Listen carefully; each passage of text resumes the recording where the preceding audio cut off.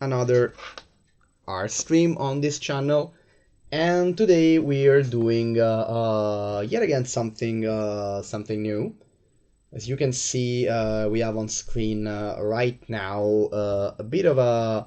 Oh, by the way, that is the default credit, and it's also wrong because I mean, whoever is Mr. Kim, I very much like him and wish him well.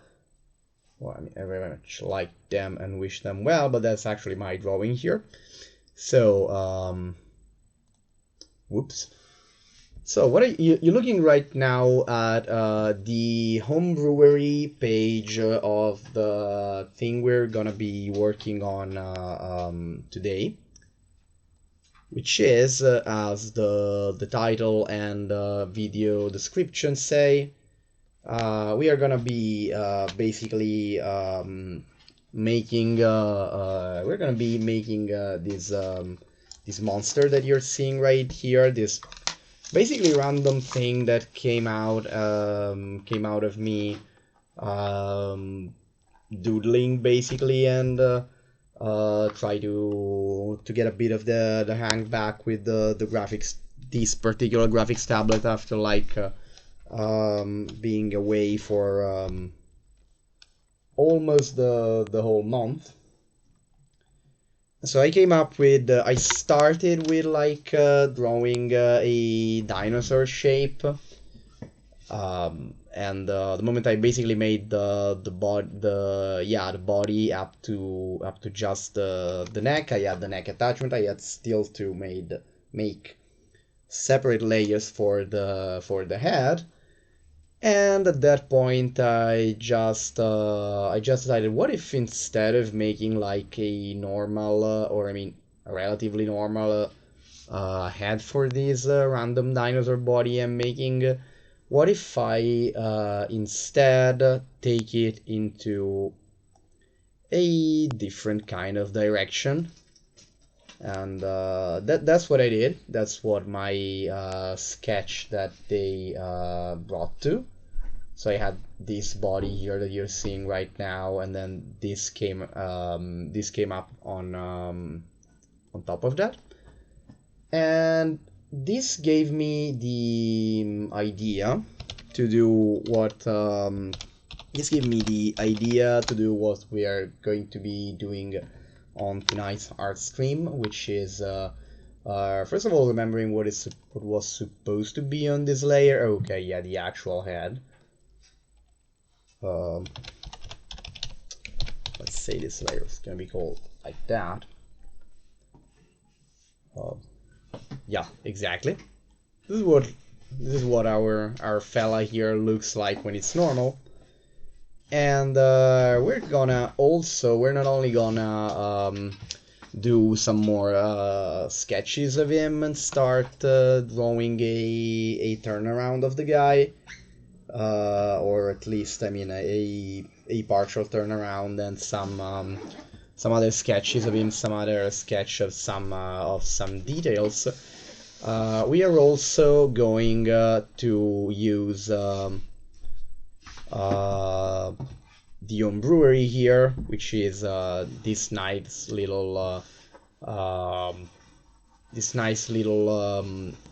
browser tool for creating content in a 5th edition like format, to like create or at least start to create together the game stats of whatever the hell this is, and then I will be linking I will be linking this document in the chat, and I will be doing that repeatedly if necessary, so you guys that are watching the stream can go get the document for yourself and either use it as is.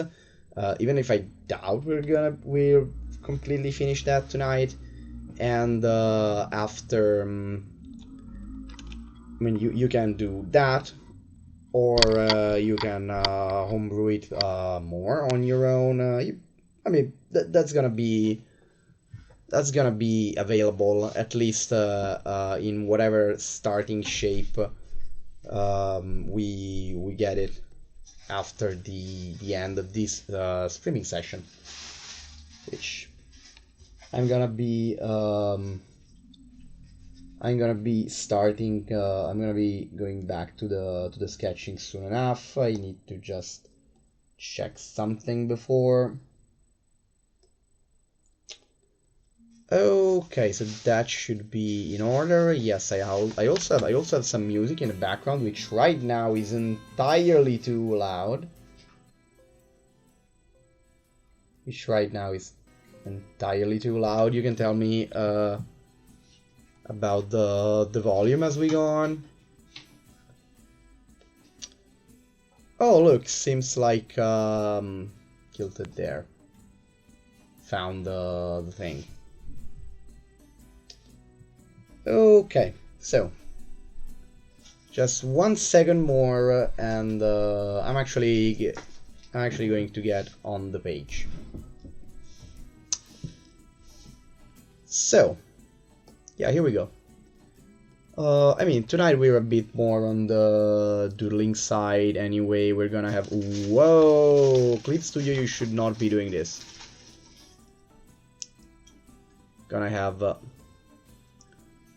have a bit of fun. So, what I'm not exactly sure why. It's probably because it's dinosaur I've been thinking more about later. But when I started, the moment I probably because I like the whole structure and what I've learned recently about the anatomy of this crest here on the and how it extends from the anti-orbital fenestra here. This is a Dilophosaurus like skull, and at least yeah, like not exactly a precise kind of Dilophosaurus, but it's that kind of anatomy with that kind of head and crest shape. And maybe we can play more with the crest going on. We can make it more pronounced or more extreme, like more detailed, more interesting in one way or another. And yeah, definitely I do like the eye being of this general size, but I did also want to like make it a bit more, I adjust the perspective of it a bit. Not sure I'm having the usually the usual vocabulary shortages like live on air for your viewing pleasure.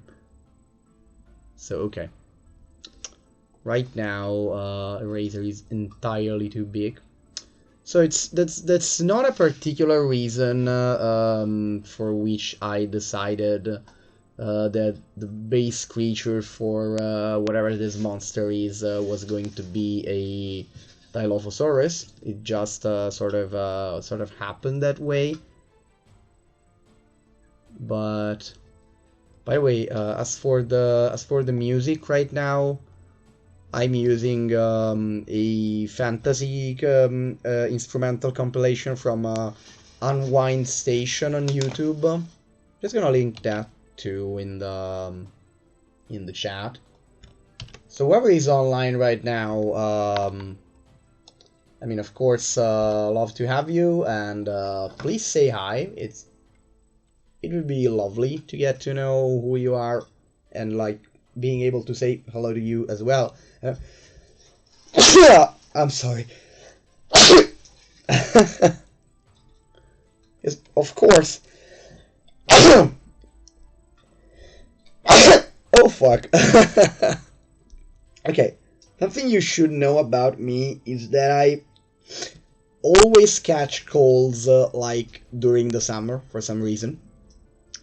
This summer it's been even better because I've managed to get it twice, like one in June and like one in August, and And I'm used to the one in June because I mean, it always happens. It literally always happens, but yeah, August as well was I was not pleased with that. Just leave it at that. So, oh, definitely not. Okay. So, oh, hello guys. Hello people. So, yeah, as I literally just said, if you are on here right now, like, literally, please say hello, because I want to say hello to you too, personally, guys. So, back to the drawing board. Yeah, I was saying, last thing I said is no particular reason for making this a Dilophosaurus-like creature.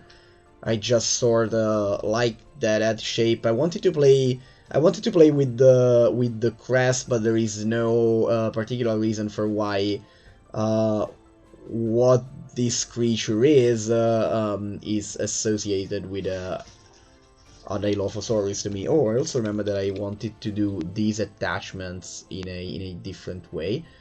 Also because I mean, of course, because we're doing that because we're on my. I mean, because it's me, we are going to work in a little bit of feathering on this guy. And I'm going to, and that has to be the fact that I'm playing stories too lately, because I'm going to for something that is gonna be, for the people who know Monster Hunter World Rise, and now stories too, it's gonna be a little bit Anjanat-like in the way its plumage work. And I wanted to do something here with the. I had an idea here with like the neck skin, and it's coming out a little differently than I wanted to. I wanted to be a little flabby. Not sure of what's the proper word here, but yeah, this guy is gonna have a bit. I realize it's probably too much. For how I envisioned it later, probably too much on the sketch right now, but it's gonna be a bit of a bit of a vulture-like crown. And for now, we are like making I'm making a sketch of the normal body of this thing, of the body of this thing when it looks the most normal, and then we're gonna get freaky. We're really gonna get freaky because as you probably already know if you got in at the beginning of the stream, this thing started out as a normal looking dinosaur, and then it got freaky, and then it got really freaky. Because this this is meant to be a freaky creature when you finally find out what it is actually about. So yeah, I do see it having this part of the neck skin, like part of the neck, like the my ability to speak is worse tonight, which, being that it is streaming night, just, yeah, wow, very appropriate. So I actually wanted to have the skin of the underside of the neck a bit more exposed, so no feathering there. I really don't like the way. Okay, this is better. So this thing, we're also going to during pauses we're gonna stop and work on the game stats of this thing, and start developing a stat block for it. And the word that I most this could work in, of course, as any other D&D monster, in any word in which you could justify the existence of such a creature, but I do see it particularly for me in Eberron. More in Eberron than in my two homebrew words, even if those words definitely have dinosaurs, and feathered dinosaurs at that. this is a more this is a creature that I see as more appropriate for a Baron, and I will try to use, I hope, in some Baron content, because Baron is a word that has a lot of pre-existing chances to make the basic to introduce the basic concept of this particular monster, which is, put it very simply, dinosaur meets aberration. Aberration in DnD, so being everything that is like alien, uncanny, and like not supernatural in an eldritch way, like not something that is evil, not something that is whimsical and related to I don't know, stories or folklore, as maybe fairies maybe, but something that is alien, something that is uncanny, something that is in a way wrong, that it shouldn't be. It just shouldn't be, not even shouldn't be as it is, like, yeah, just it's plain wrong, weird, uncanny, unsettling, and yeah, so aberration are usually stuff from, are usually either those things that are too weird for even being monstrosities, and have some sort of alien or eldritch corruption at work within them, or and in most cases just straight up came out of outer planes. Does that look familiar? Says someone on this particular Discord.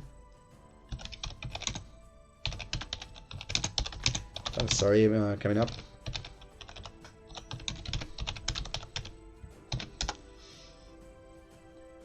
Yeah, okay. So, where were we? Oh, okay, yeah, feathering the guy. Actually, I'm not sure that I want him to have the tail narrow so much at the end, or even have the tail fan. I think I'm going like for more of yeah, I think the actual tip of the tail is gonna be like this, and as far as the hair is concerned, is right now only going in this direction because it's,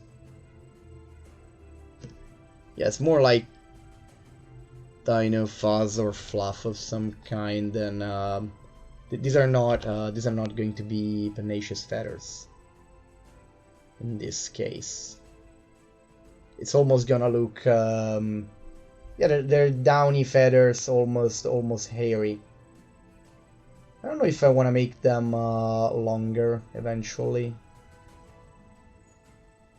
Probably would, because I like the idea of them like sort of falling down. I think I'm gonna leave these ones here, even if maybe doing something like this. And I don't want how long I want them to go down the body instead for now.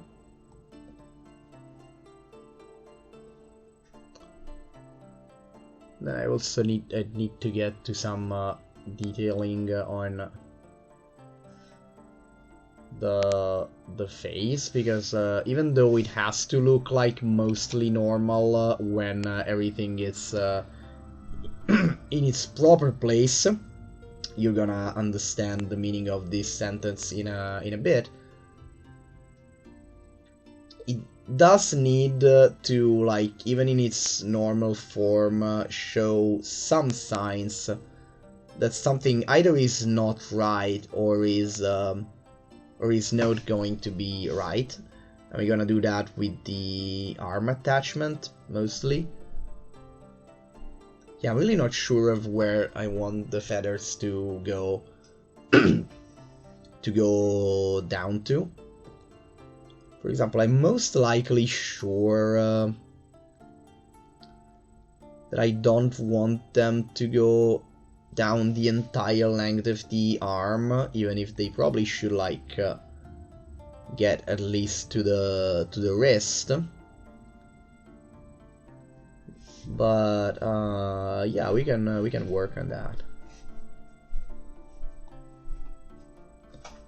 Can definitely work on that. Okay, chest definitely ends here.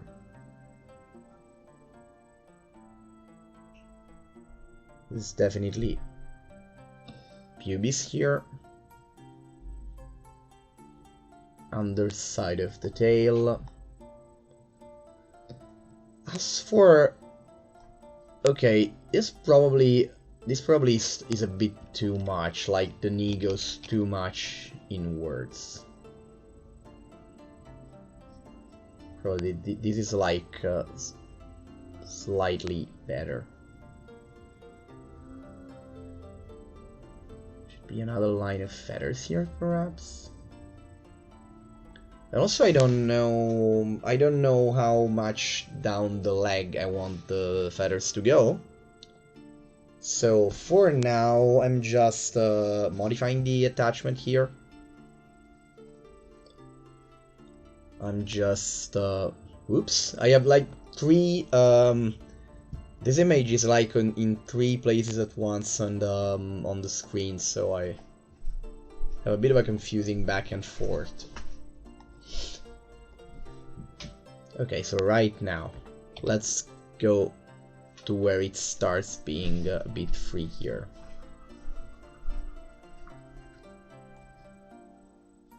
Yeah, I definitely want the crest to be even higher. Oh, so that's what that was. That was supposed to be the other. Okay, but maybe then it should be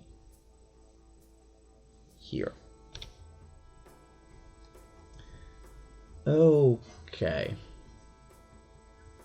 Oh my god, that's... I literally one issue, minor issue maybe, that I'm having with this tablet is that it's really sensitive to pressure if compared with the tablet I had earlier. I had yeah, not earlier, like before this one. And so like I really do I was really used to like be a little heavy-handed with the old one, and this one reacts like to minimal adjustments in pressure with like the line quadrupling in size, and it's not exactly the most comfortable. Not comfortable, it's not as like the easiest thing in the world to get used to. Okay, so that's kind of difficult to sell exactly what I want to do like this, but yeah, the point is that the head, and I'm gonna make additional sketches to clarify that later, the head as is gonna have quite the weird attachment to the neck, and the reason for that is if you were already logged in at the beginning of the stream, the reason for that is obvious already, because the head is the part of this guy that does the freaky stuff.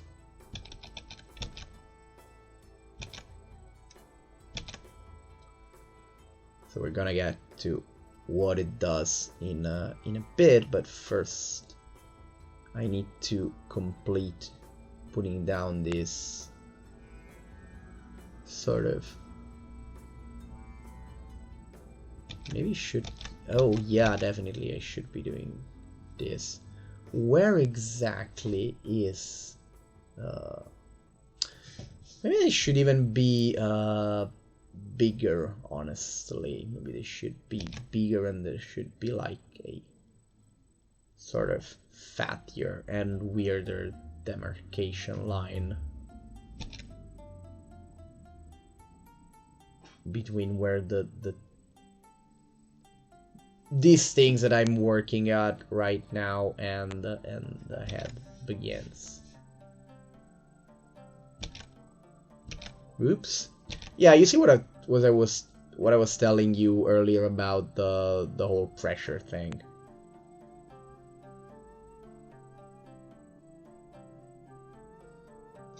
They don't need to have the exact same shape that they do when they're like active, I'm gonna call them.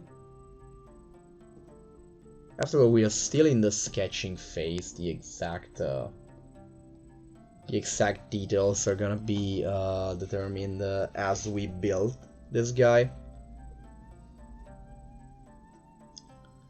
Yeah, I'm sort of satisfied, starting to get satisfied with the head shape in general, even though I later want to detail more and break out break up the shape of the grass, because I do want to like make it a bit more lifelike and add some bit of wear and tear to the keratin, like having not have it be like completely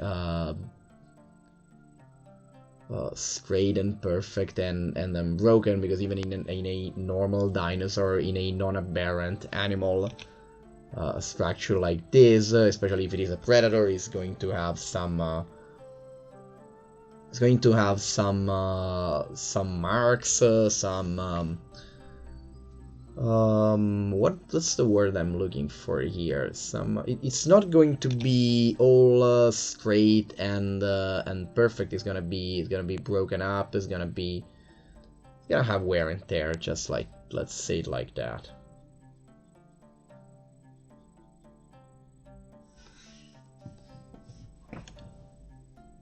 So yeah, for now we are looking at like a pretty normal feathery Dilophosaurus with like some sort of weirdly veiny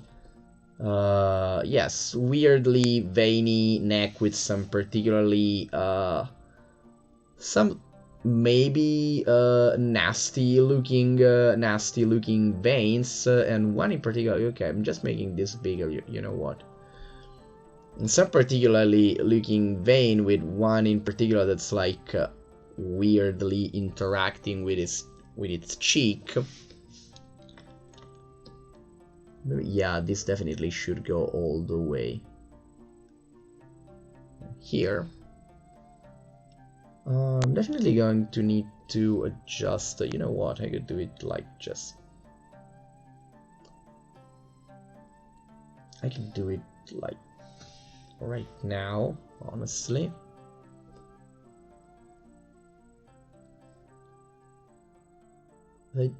Oh, maybe I should just adjust the head proportion, because the point is that I need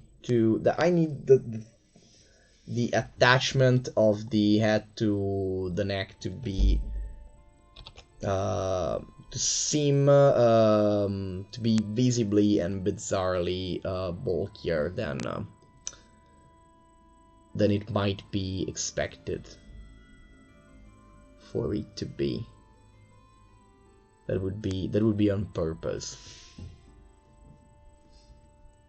and just to have a little bit of effect here. To just already give some life to these eyes.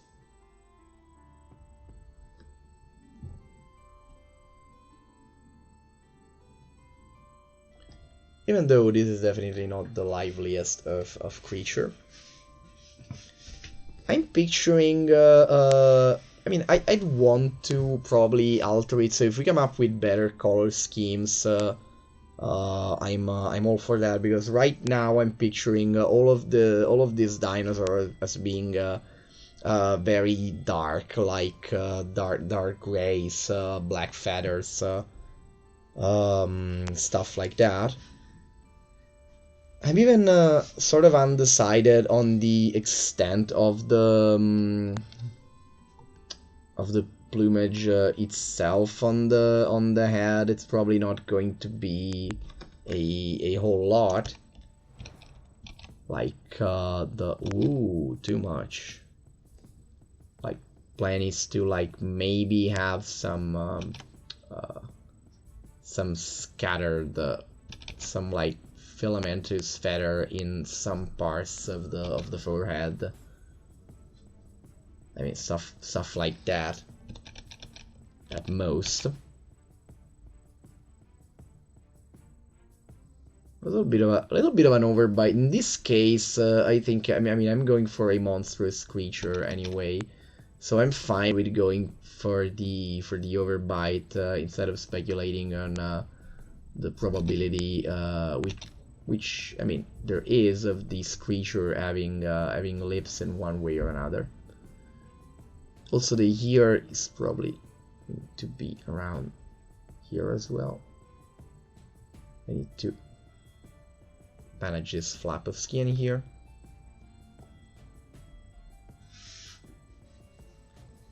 So anyway, this and I'm going to make let's say a regular head level, a regular head folder, sorry. This is what this thing looks like in its most normal of modes.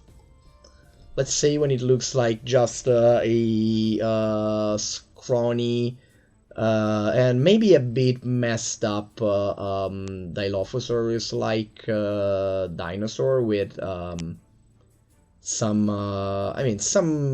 bent out of shape feather, maybe a little bit of a roughed up crest, and that very weird neck with those quite weird veins on it, especially.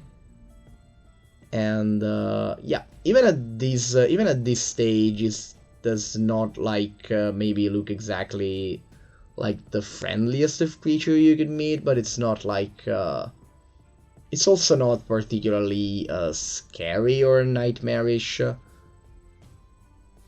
But then again, and that's the weird part we're gonna be working on today,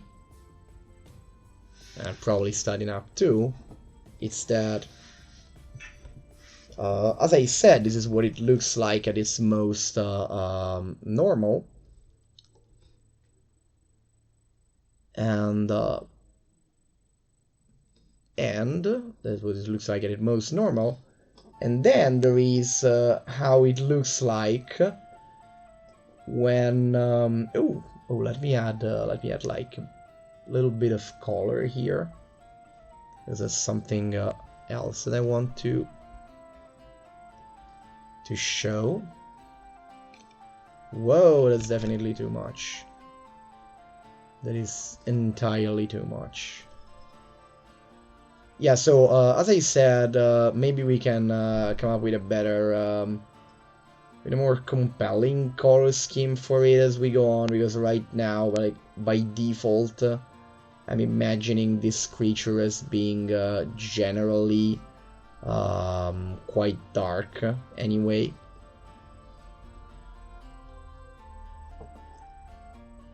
Particularly the armor, and I'm imagining like the arms and the actual skin.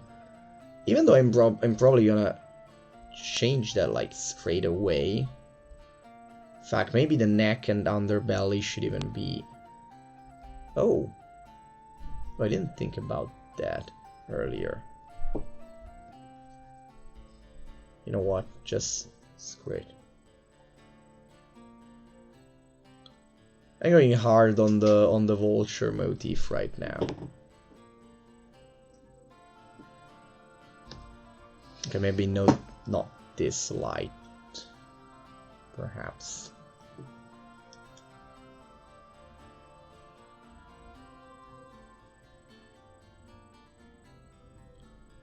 I was imagining this thing as a generally darkly colored creature. Even if, I mean, as a diurnal predator, it probably had no reason to be. I mean, the base animal had no reason to be like this dark.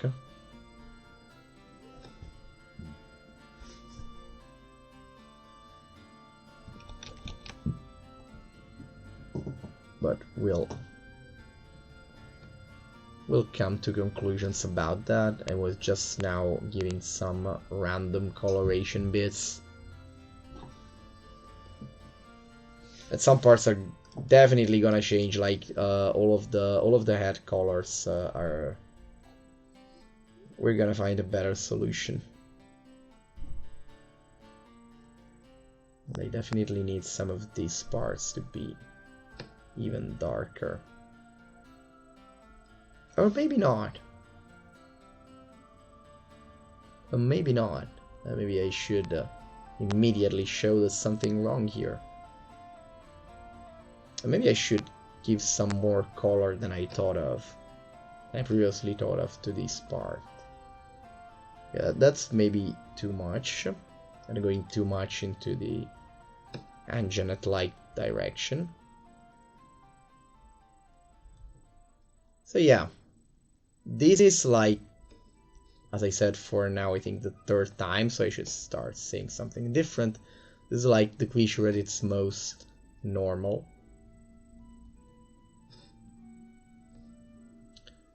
And so basically,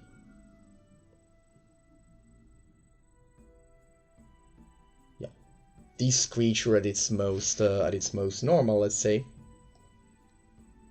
Let's take a shot every time I say that. And before it does, oops,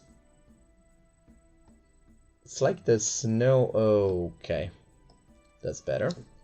Which is before it does this. Boom. Boom. I'm sorry if I mean the dramatic effect is like is what it is, but yeah, that's the concept. That's the concept of this thing, and I'm sorry if the direction here wasn't like particularly excellent. I'm definitely I definitely introduced this thing and its ability in a more frightening way in the day I get to use it in an actual campaign. But yeah, that's the whole concept we're working on tonight. It's monster dino with detachable head and arms that go around on their own on a little rampage, and its neck, where the head used to be, sort of becomes like a Demogorgon slash lamprey slash horror leech abomination, and also there are some sort of teeth in the arm socket as well, but I'm not picturing them doing much anyway. But yeah, essentially that's the gist. That's an aberrant dinosaur that can behead itself and like now have at the very least twice the number of mouths to maul you with. So I'm not going the Jurassic Park route of the poison Dilophosaurus, or should I say Venom? Actually, probably. In any way of the toxic spitter. I'm going another weirder and probably sort of totally random route. And so what we're gonna do tonight, as said before, is I'm gonna go on with the sketching of this. Like I'm gonna do more. I'm gonna do. Ooh, well, I find it nice how it looks like with the side by side like this. Actually, this could be a nice thumbnail. So, oh yeah, I do like how it generally looks right now. So we're gonna go on with the sketching.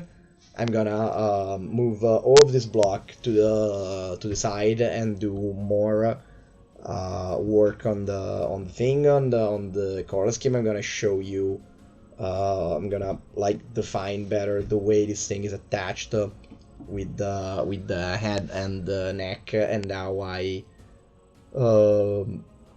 yeah, more about this part, and also by using the home brewery here. Also by using the home brewery here, we are gonna try and like jot down some game stats for this thing in 5th edition. This like could be a 2 parts endeavor, because I'd like to get on with the thing, and if I mean, second part might be later this weekend or like next week. I'm gonna let you know about that. But before going on too much, before going on with the oh, I can't speak today. Before going on with the stat block. Okay, that was the word. Before going on with the stat block, I actually wanna do a little bit more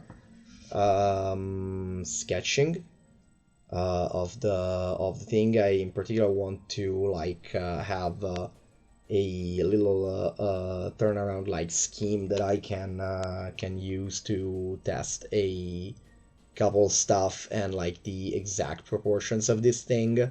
And whoa, I didn't want to move this one though. Okay. That's definitely okay. Okay, good. And after that, like around 10 p.m. my time, so like in about 15 minutes, we'll take a break and we'll discuss and we'll start to write down something about the stats. And then after like 15 minutes of that, we'll be back to drawing, to try and draw a couple things more, and maybe like check out the colors, and then we'll go back and forth like that. So right now I'll probably gonna be talking a little bit less to focus of what I need to do, but in like 15 minutes stops, I'll be back with you guys, and we'll discuss a couple things. So just let me. Okay, I did send the link here, and oopsie. Okay, this is working.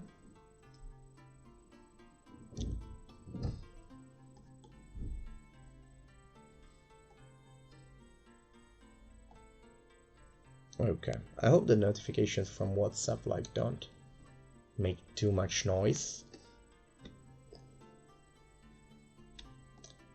And back we go.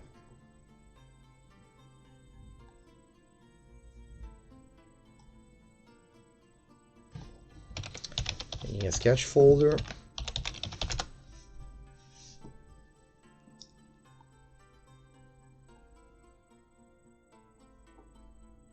Okay, those are... Oh, come on.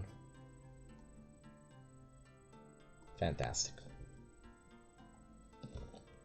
Putting all of this cutie here aside, it definitely looks way too cute like this. Putting also my very good looking signature here, humor, aside. And like, let's make this even smaller for now. So yeah, I think I want to start by too dark. I think I want to start by painting in rough shapes a little. Yeah, definitely. On what level? Oh, okay. Exactly on the wrong one. Come on.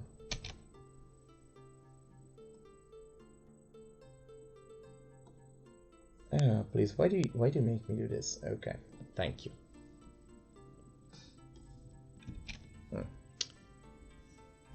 A little less saturated, maybe. Okay, that's gonna do. This kind of shape they can get.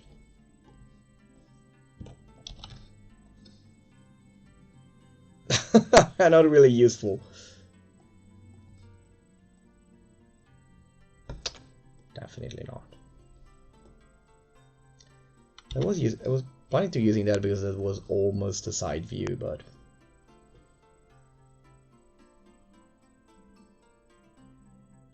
the point is I should probably this hook shape here is not supposed to be on the lower mandible as well in a normal Dilophosaurus, but I also kind of like the shape, so there's a chance I'm just going to keep it.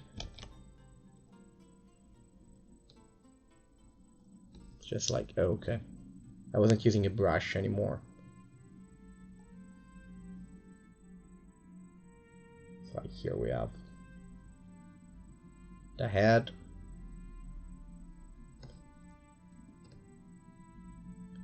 Been using like, okay, like the actual head is even less deep.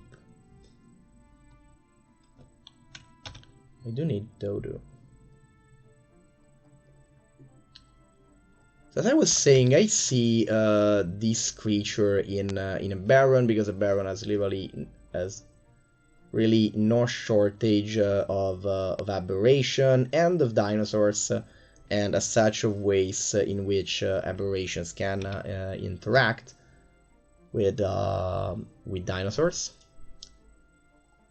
and of people who could who might be interested in either. And honestly, the most likely for every one of you who knows the setting of a Baron, that setting has the Dalkir, or Dalkir. I'm not really sure of what exactly is supposed to be the exact pronunciation of those guys, but they are basically the Lords of Madness, and yeah, they're literally the kind of guys who are to give anyone that's not like into Eberron, but that is into DnD but not into Eberron in general. In Eberron, they are the kind of guys who like literally can who would invent and create mind flayers, like. They are that kind of power level and that kind of mentality. They can straight up create something like the mind flayers, and that's what they actually did in Eberron lore. They are aberrant. They are intelligent, by the way, but in an alien of course eldritch, terrifying ways, and they like the general gist of how they are characterized. They are these alien, aberrant, and corrupting overlords that basically attempted a full-scale invasion of the material plane, and basically they attempted to alien invade reality millennia ago. But they are not exactly like military conquerors and conquest or dominion minded. They are they see themselves as they are essentially artists, mad artists or mad scientists on like a universal or multiversal scales. They do experiments. They mess around with.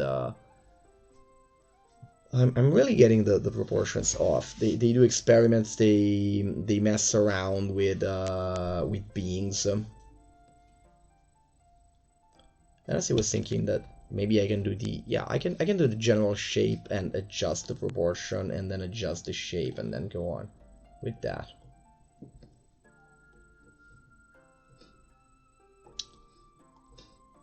So the Valkyria, they are a source of aberration and the barren creature, and they a lot of the time they just create such kind of creature on purpose just to like sort of have either basically have fun or for to pursue their particular agenda, their agenda there at that particular moment. Sorry, or because they sometimes just by effect of their presence they can alter like creatures and environments. So they would surely be able to create something like the this unnamed thing here. Though the point is, I don't see, at least for me personally, I don't personally see this particular brand of murder chicken as created by the Dalkir in if you put it in Eberron, as directly or intentionally created by the Dalkir, because in a way it's far too mundane. Like it still looks okay. It can detach its head, join it with its arms, and send it after you, and maybe we can give it some crazy abilities to work with that basic concept that it can sort of divide itself into an autonomous head and a giant dino leech of sorts. But trust me, that for what the Dalkir do normally, I mean, they in Eberron, they had been able to create the Mind Flayers, at least if you go by the settings order, canon and version. So what? At least if you go by Kit Baker canon, Mind Flayer. The Dalkir have created Mind Flayer from the Git, so that's an interesting twist on that story as well.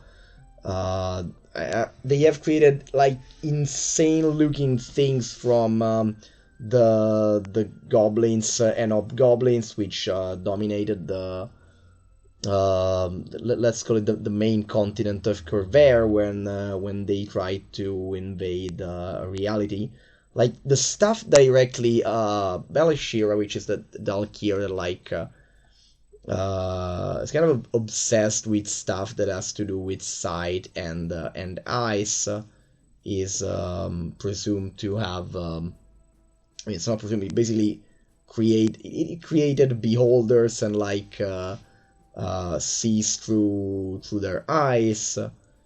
So really, this thing, despite its uncanny powers and nature, to me this looks too mundane, too normal, yet too similar to what it was, and not associated like with any particular concepts of like the Alkirs. I know to be an intentional creation or of any of the Lord of Madness, and also it like seems too specific to be an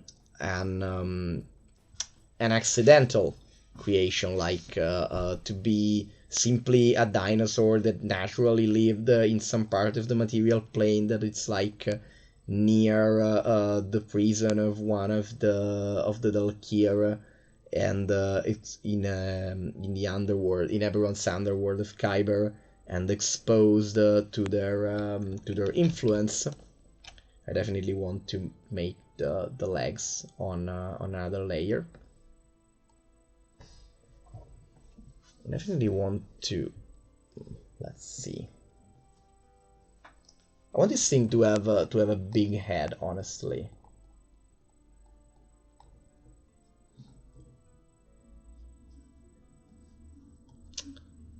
So whoops, almost over with my 15 minutes. So point is, I definitely don't see this thing as being an intentional creation of a Lord of Madness, because it's too mundane, but also it's too specific and like too organic in its aberrant nature to be like a normal creature that was randomly exposed to the effect of a specific Dalkir's presence. But fortunately, there is a particular character in Baron, which definitely suits our needs in who could create such a creature, and at least to me. And that character is Mordain, the Flesh Weaver, which for people, again, which are less familiar with the setting, is basically the Corvair is the main continent. In a way, it's kind of, I don't like calling it the main continent, but like it is the continent on which the most of the lore and the most of the focus of the existing material in the setting is, and it is basically the place where, if not the place where adventures happen, it's usually the place where adventures start, and it's the place with the most widespread and rapidly evolving humanoid civilization, or should I say civilizations. And in this continent, which is like in a way a Baron's equivalent as for the role in the setting of Faerun in the Forgotten Realms, even though probably some some fan of I might have pissed off like fans of either setting with this statement. Yeah, I definitely need a leg layer here. So yeah, that's the kind of role that Corvair has in Eberron, and in Corvair, Mordain the Flesh Weaver is like literally the most powerful known mage, and most powerful wizard, and basically spellcaster most likely. No, let's say most powerful wizard, because the last thing I said is definitely arguable, but Mordain is the most powerful spellcaster in I'm sorry, I keep saying that, most powerful wizard in Corvair, definitely not in a Baron, because there's a freaking Empire of Dragons there, even though most people on Corvair don't exactly know of this fact. So 1 and 2 and oh, should be like, yeah.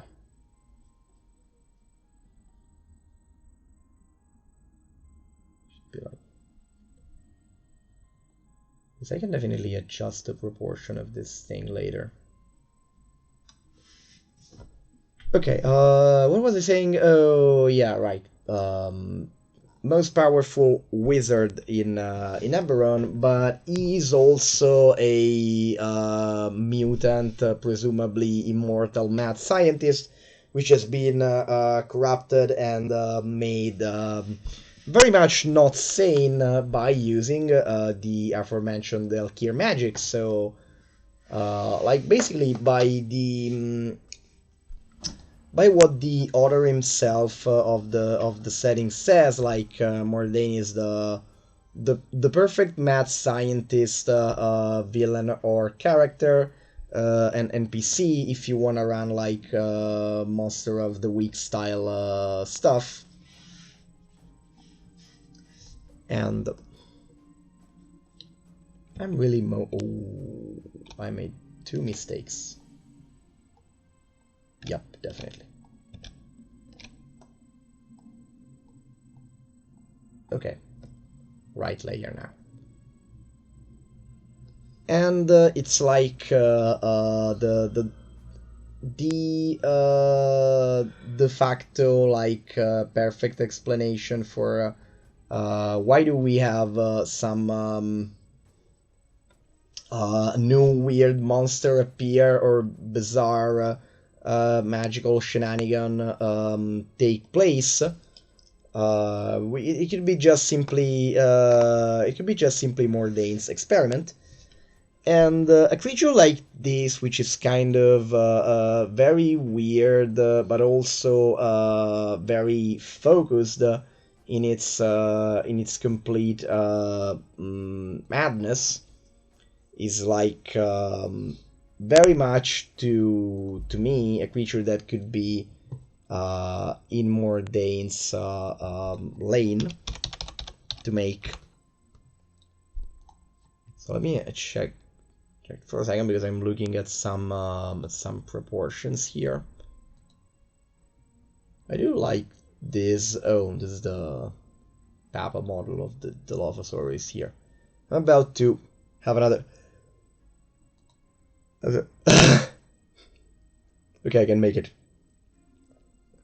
Okay, I can make it. Okay. Okay. I can make it. Definitely can make it. Okay, I'm alive.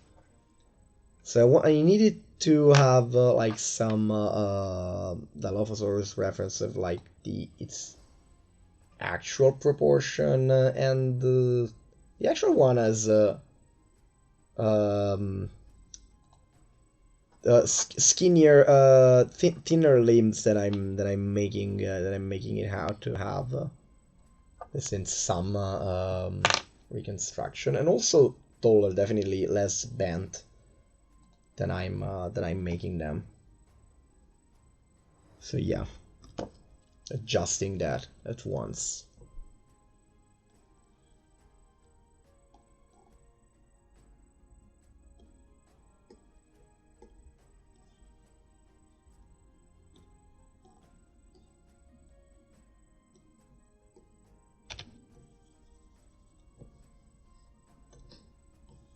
Just like do it like this.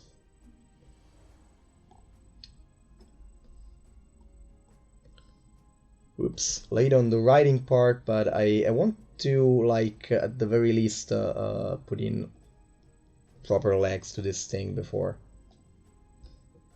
Yeah, I'm definitely make for his default posture, I'm bending the I was bending the leg forward too much, I think.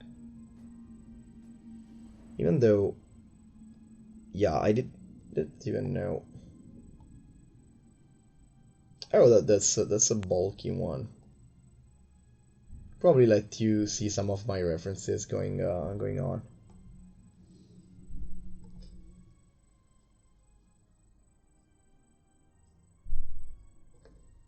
How long did I make this in this image? Which also means that I should be. Oh, not this. It's the knee.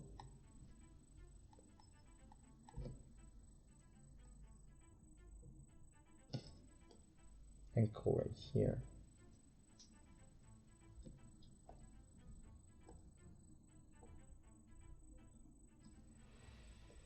Okay. Sorry. Okay, sort of lining up with the knee. Oh, please don't do that.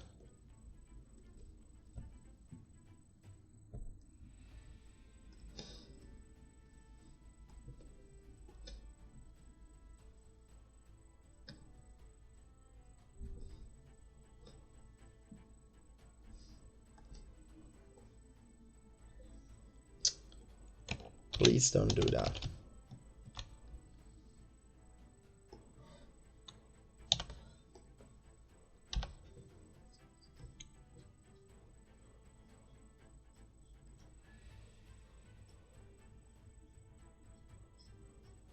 This could be slightly longer. And this should be slightly exactly.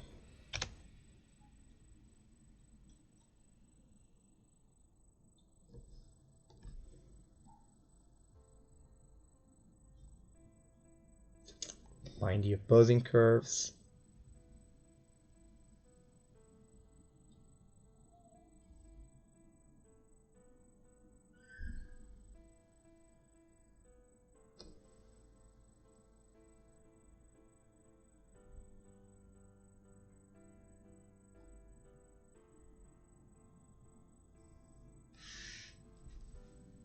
Okay, not exactly.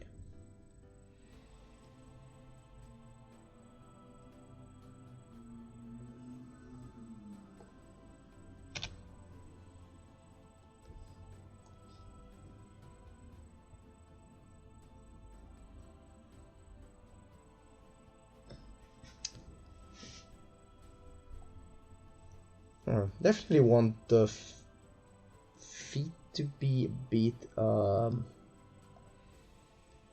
higher, especially because I should remind myself that actually this here is the heel.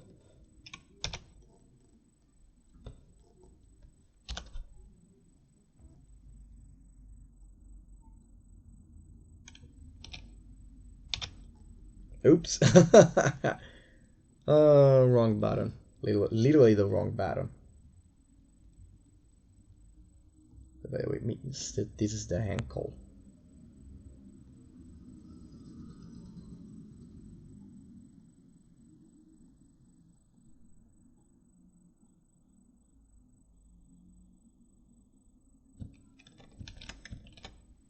Okay, yeah, almost. I want to make adjustments to this foot here.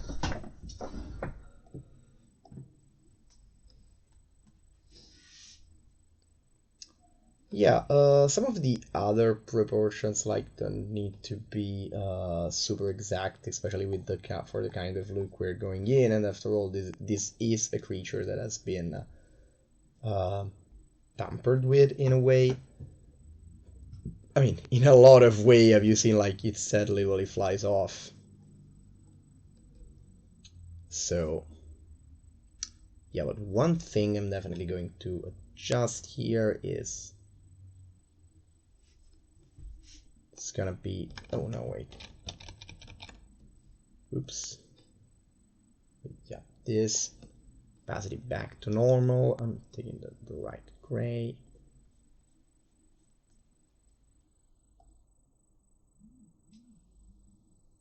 Like, oh, I put the, I was putting, oh, okay, I didn't make that error here. The shoulders were like going too high.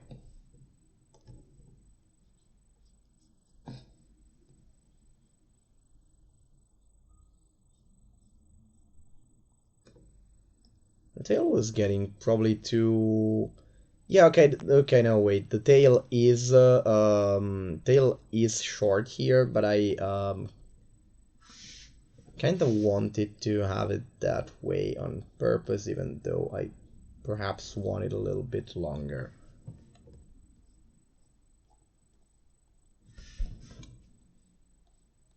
You know, I definitely want it a little bit longer. Even if, and especially if I'm doing it like this in the end.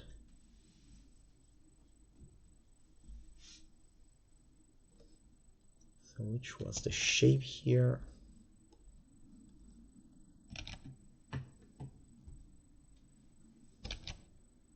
Yeah, definitely.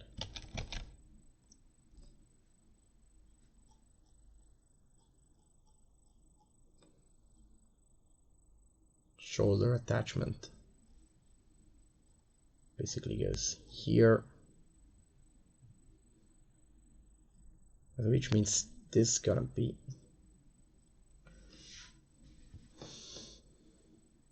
shoulder, hand, and ooh, well, too much. Yeah, this is gonna be the claws. probably a bit more to the back. Did I already run out of music?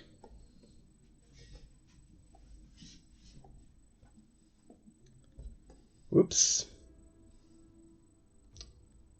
Okay, on to a new playlist. I've got sent an interesting video there. Oh. Oh. I'm sorry. Hello, Failire 4. By the way, nice to meet you. I should have been back. I should have been back earlier. So what did I? Oh my God! I made a very bad mistake. I have been drawing, like, for all the time I have been covering up what I was doing. So yeah, I was working on, like, the general profile and proportions of this thing, and I was slower than I thought I was being, but also I made another mistake. What the hell? Okay. So, Failure here says, what is the premise of this monster, and perhaps name it the Blaspheme. Okay. Premise is what I'm gonna... premise is exactly this here. So, it is an aberrant dinosaur that can, like, decapitate itself and use its head as its head and body then act autonomously and, like, maul people. Also, Failire, if you have a... I want to follow you if you have, like...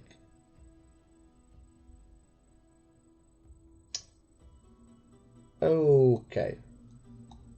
So anyway, I'm really glad you're following the stream here.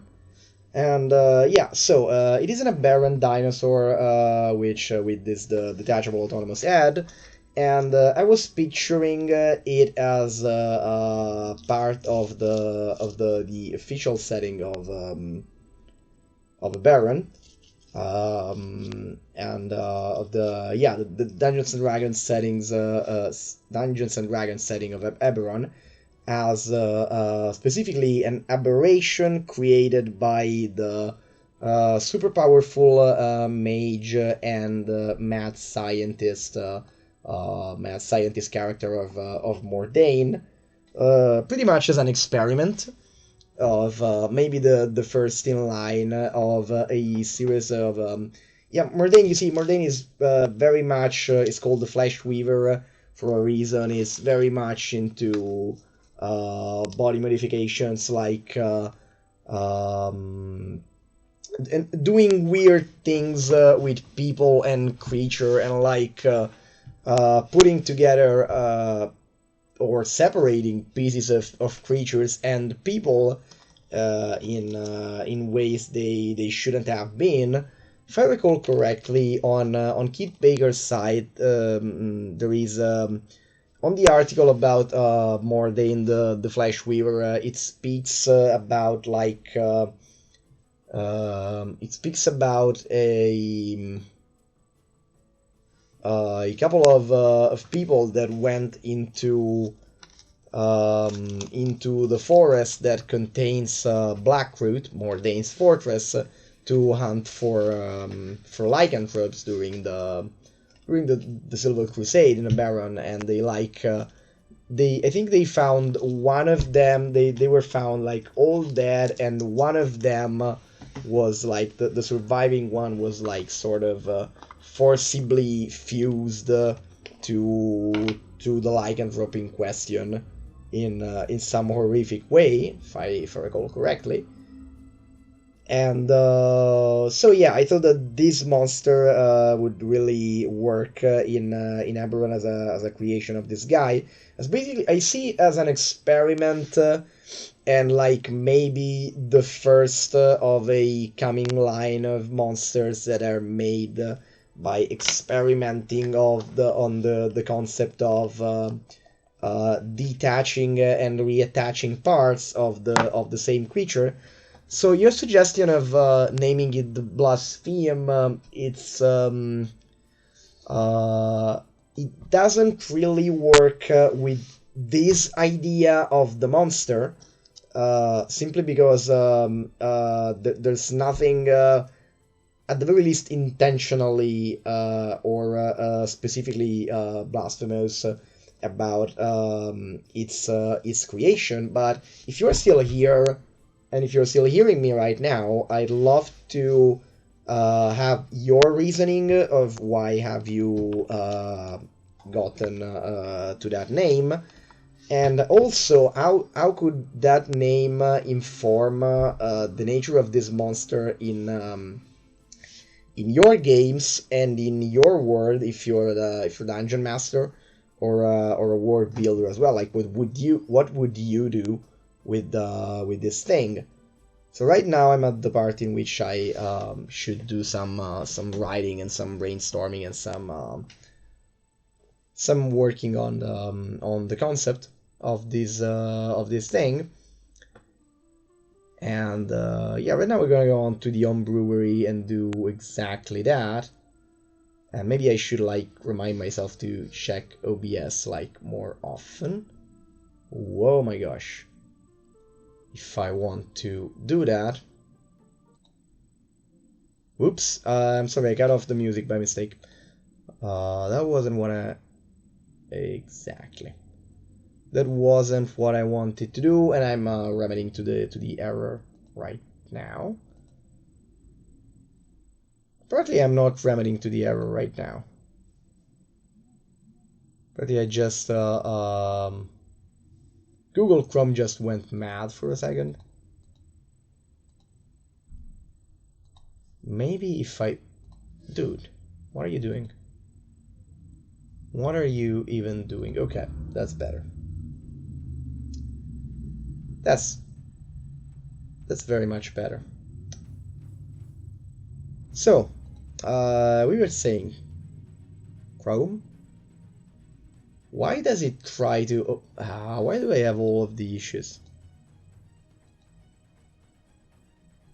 Okay, I'm sorry, for some reason...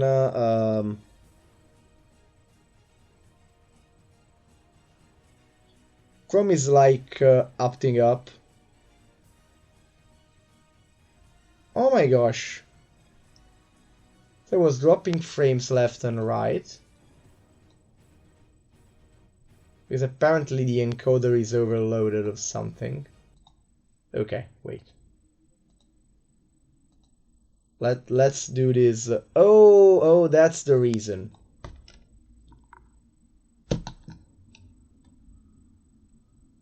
So that's the reason, because something is up with the mouse and it's got... Oh! Okay, the weirdest thing happened. I'm sorry about that. So okay, what happened was really weird, because apparently I moved the tablet in such a way that it was constantly pressing a key and generating new lines. And yeah, making a whole mess. So basically, since I was basically constantly pressing enter, like everything went. Whoops! Everything went to hell. For a second. Okay. So what I wanted to do is new window. And in this window, maybe I can open this thing. And we can have our music back, and we can get back to the serious stuff. Okay, here I am.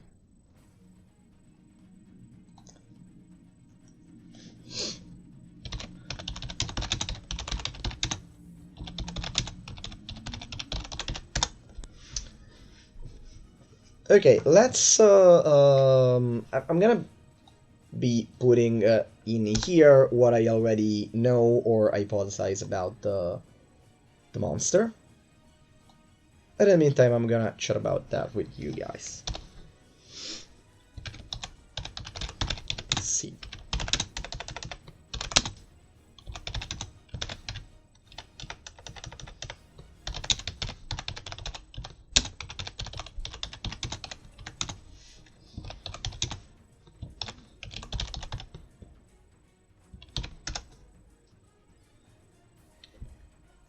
What are the okay, it's here.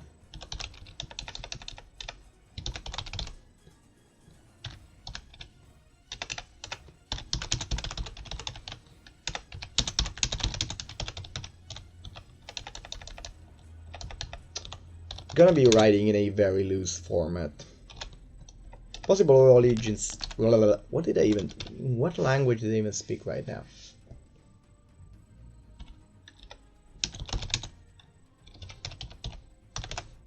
Valkyria, aka the Lords of Madness.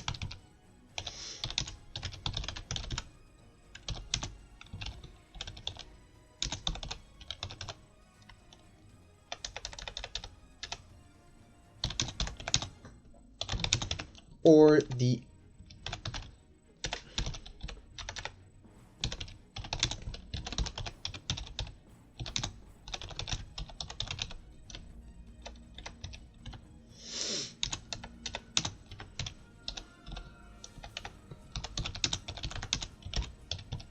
famous elf wizard that was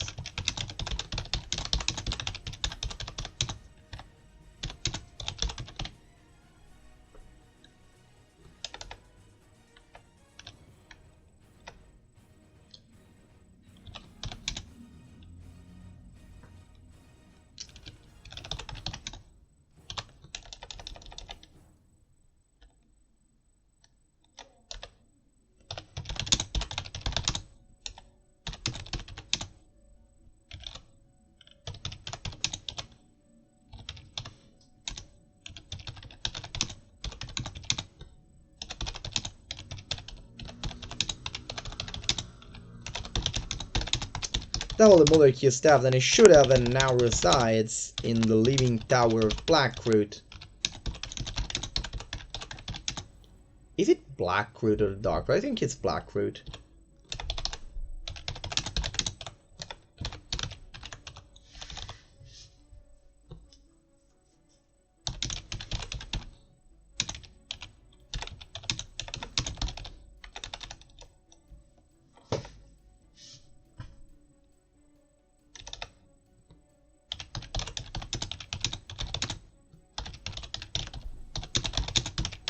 I think that's basically the maddest of mad scientists in all of Corvair.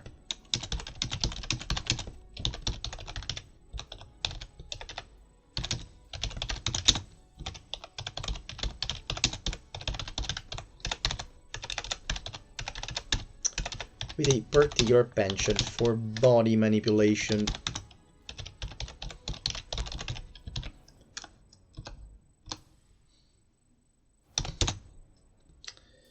What's the username now? Okay, it's gonna be Failire4, which I'm gonna credit you, sir.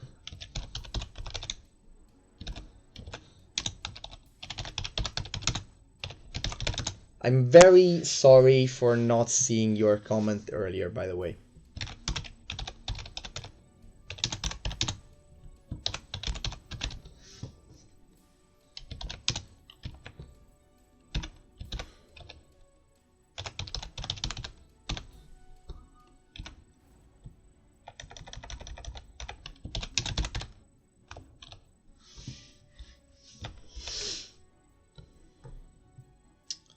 The blasphemy also makes me think of a Sorrows Worn that is it has those kind of vibes to me, which is interesting because what kind of Sorrows Worn would that be, and why does it take this shape specifically?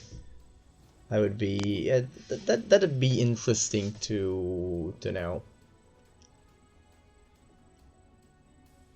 No, it's just a blaspheme on Twitch.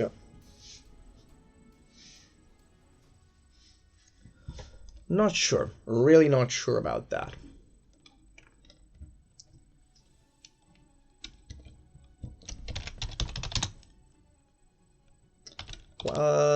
Saying like this. Well, distant.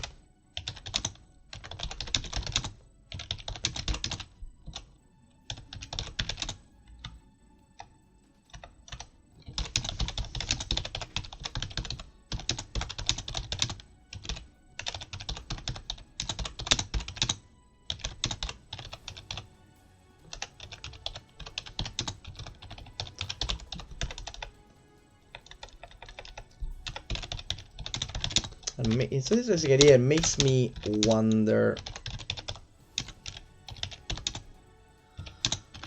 what a creature with this look and that name would be about.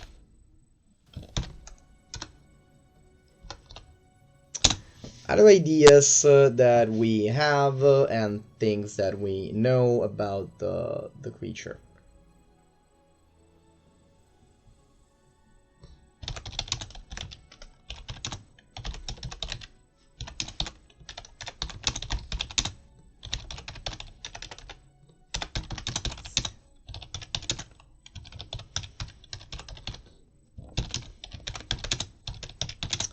So the head is shown flying in the picture, but I kind of don't like. I'm not completely sure of the idea of it like being always able to fly with the arms attached. Not because of any. I mean, honestly, the main reason. Oh, Bobicus here says, what if all along man was the monster? Okay, you're gonna have to, sir, you're gonna have to tell me if you're memeing me right now, or if you are also actually suggesting something, and perhaps linking it to Failaire's idea of the blasphemy there. Yeah, memeing. Yeah, okay.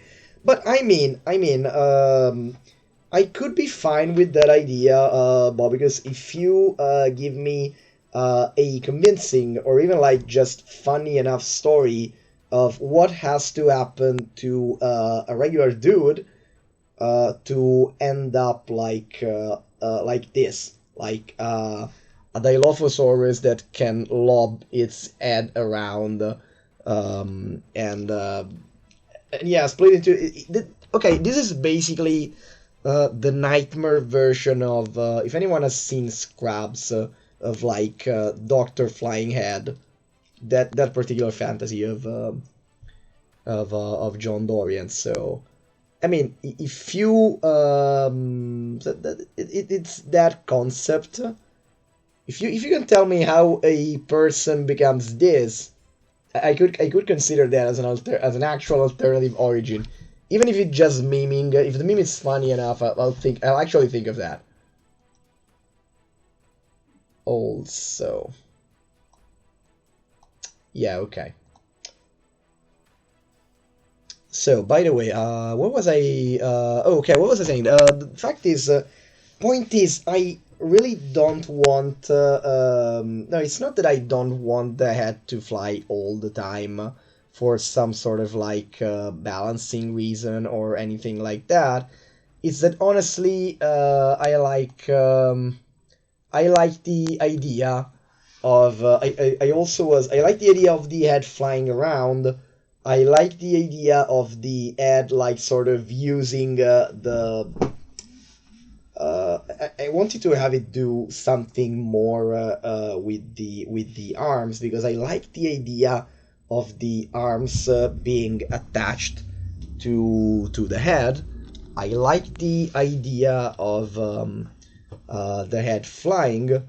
I also like the idea the arms being attached to the head and just like not like doing something, like not only being redundant and used for attacking while you already have the teeth. I like the idea of having the head like walk around on the arms, because it was a sort of a mix of absolutely creepy and absolutely goofy that I do like.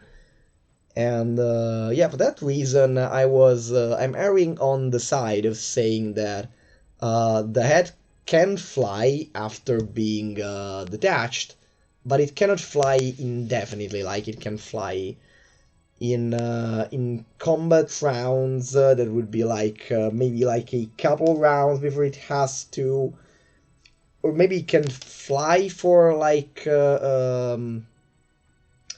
Yeah, I could say something like it could fly for a couple rounds, and then and then it has to walk, and then like after a certain number of rounds, that is, I'd say at least two, it also has to return to the body. I like the idea of this having limits and weird rules to it, and I also would like your take on that, because I would like, I mean, I would like for it to have various uses for the arms. I like the idea of the randomly flying head, but I also like the idea of the creepy slash goofy slash creepily cute walking head. So, and I wanted to like sort of make all of that work together. I think that is possible if we assume that for whatever reason, like the autonomy of the detached head is limited. So what you know what, I'm gonna write that down.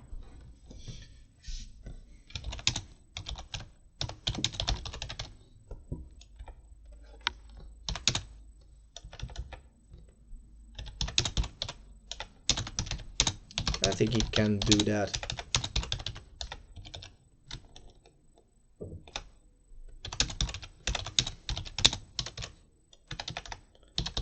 Has limited autonomy.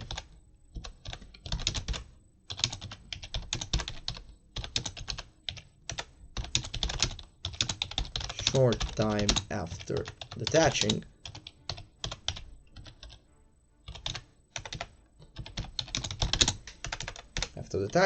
And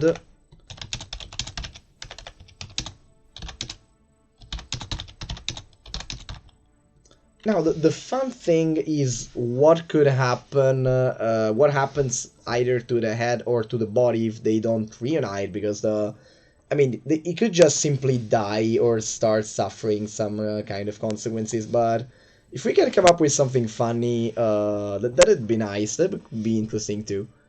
We could come up with something like particularly weird that happens if they don't reunite. And as we go back to the body after a while, otherwise it dies, or it could be interesting, like if I also pictured at one time, what if the beheaded body was able to like find itself a new head. I'm gonna just put the idea here,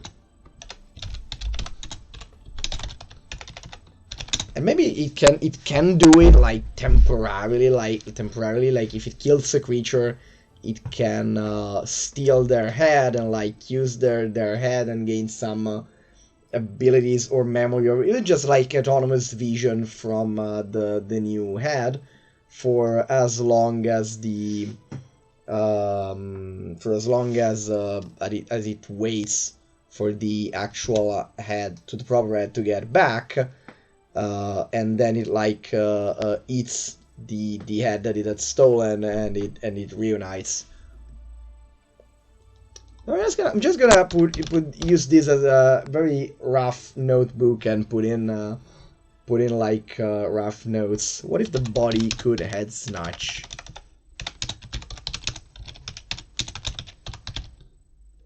head snatch. What is the source?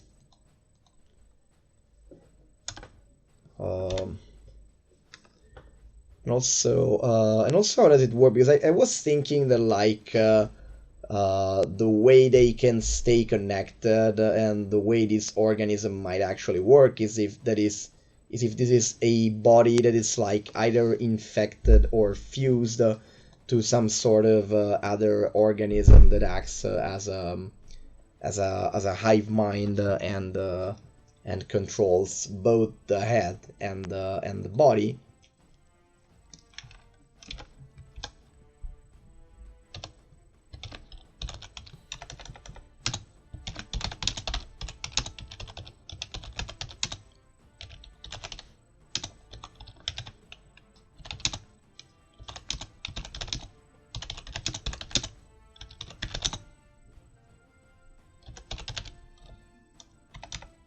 Hive mind.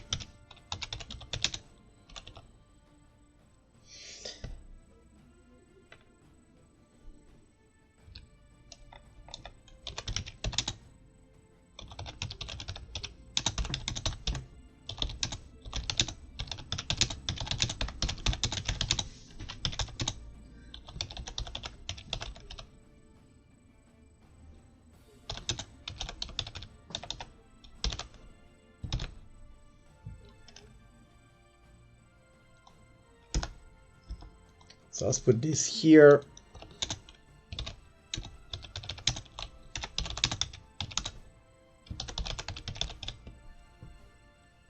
More dates.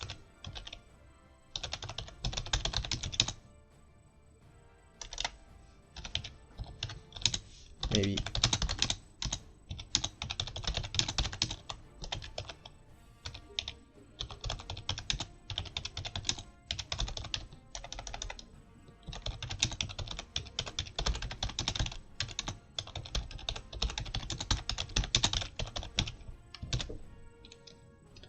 Okay, with that saved, I think I'm gonna go back to chat to check for a bit.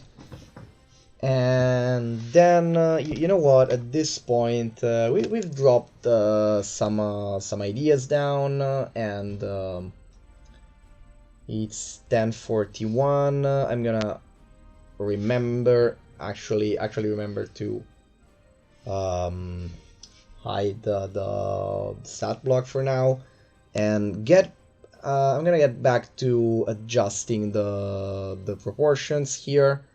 I'm gonna do that for like about 15 to 20 minutes, and then I'm gonna be gonna check the chat more often though, and then I'm gonna be back to the stat block. In the meantime, you guys can throw either suggestions or questions. And we're gonna see how this works.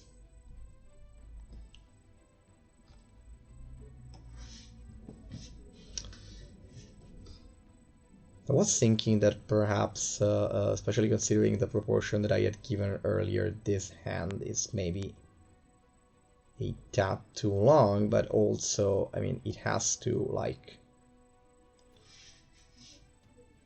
Okay, probably the head is like less unproportioned than I thought. Let's make a little experiment here. That's kind of the appropriate thing to do in this context. Okay. Yeah, this is more or less what should be.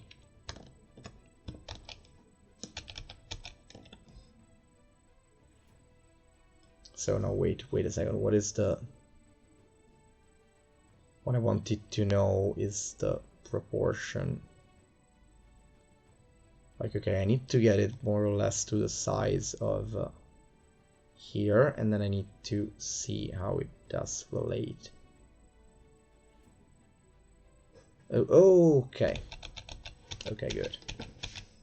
In this case, it would have to be... Yeah, we're more or less there with like, if the arm is folded, it's about the... from the elbow to the tip of the claw is around the size of the head. I still think should be just slightly bigger though. Or maybe not. Does it look weird if it's particularly big? I do want the what's the name? I do want the neck to be bulkier, and for this guy I probably want it to have just a slightly more not erect but raised up posture. Maybe just when maybe it just does this when it rears up.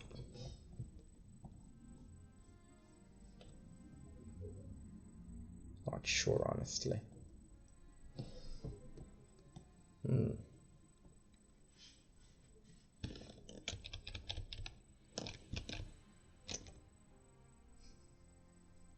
I definitely.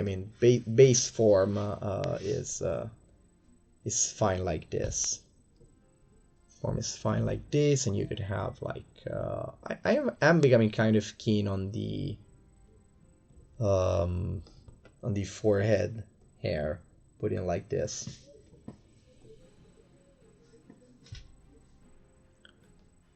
So this finesse right here as a collar shape. Also, I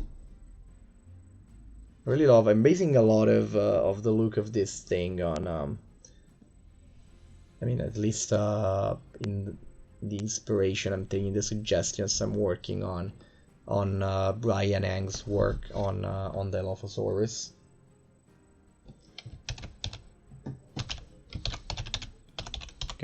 Gonna go here with the neck tendrils. So let's get back to the horror version for a moment. So I had made, and I do like that idea, like 4 main clawed tendrils, which like those are the main ones that like keep the head in place. I want them to be, yeah, okay, that's the bulk in the head that I was going for. I want to be I'm not sure of how much I want them to be visible, like over the head from the profile. And in one of the and in the sketching when I had put the head in, I just like put one more here on the side. Not sure about that.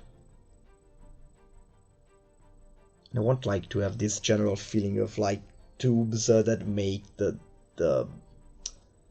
these tubes that are clearly attached to this guy, and also make the area immediately behind its head like bulkier than it should be, and veiny and disquieting. I do like that idea, that concept, and I am going for that kind of feeling. I like also the idea of having like a secondary smaller tendril that goes here. I think at this point the neck feathers should start around this point and leave this part, like maybe there is feathering in the midst of the tentacle. I'm sure the way this specific one attaches, because I don't know if I want to have like this kind of bulge and then retraction here. Maybe I want to push the head a little bit ahead for when it does for this.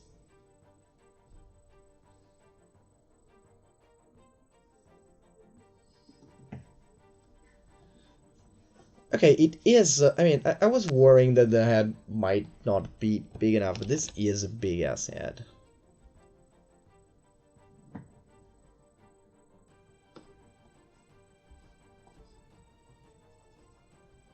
this is definitely a big head. I don't think there's a lot to worry about on that front. Maybe that just it's not have the exact proportion that but yeah, it's even maybe I probably did it bigger than here. And I think that I managed to communicate some of the weirdness around the neck here. So it definitely seems way big here. Here it seems bigger than it is here, and I'm not sure more for that. Let's go back to this. I'm not sure which one I prefer. Okay, maybe we can go with. I'm trying to picture it a bit more, and I'm trying to have a picture in my head to like confront this one against. Yeah, maybe I like it. Like, okay, slightly less. Yeah, maybe like this. Maybe I can put this like higher, and I mean it's not like it makes probably all of that difference to someone else watching it right now. I don't know how much are you seeing of what I have in mind at this point. So back here. Oh, sup Capamax, I hope you're still here too. Did you already do the stats? No, I didn't, and like if you give me a couple if you give me a couple minutes more to just like randomly sketch around here to like prepare something, I'll get back to the stat block and we can start discussing stats together. Right now I really have just the whoa, where is that? I really only have the these things thrown around here, and it's like there is a placeholder. Oh, also the formatting got all fancy apparently. I see. That's good to know that. Not a fan of that. Not a fan of what that did. Let's see what happens if I. Oh my god. Definitely not. If I put the column break like here, it's even worse. And of course, if I'm gonna put it here, it's gonna do weird things. But what if maybe, just maybe, what I do instead is putting like this. Here. Oh crap. Okay, yeah. For now, we're gonna go with the formatting looking like special like that. I saw you put only Yang in the tags. Would it be impolite if I switch it to Ita later?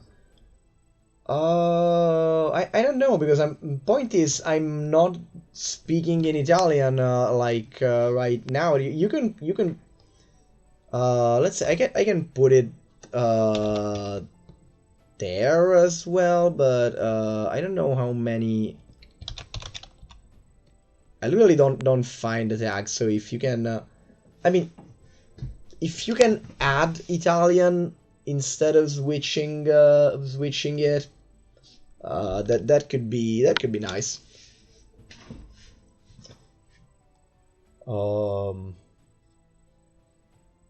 Unless I'm not getting what you're talking about exactly.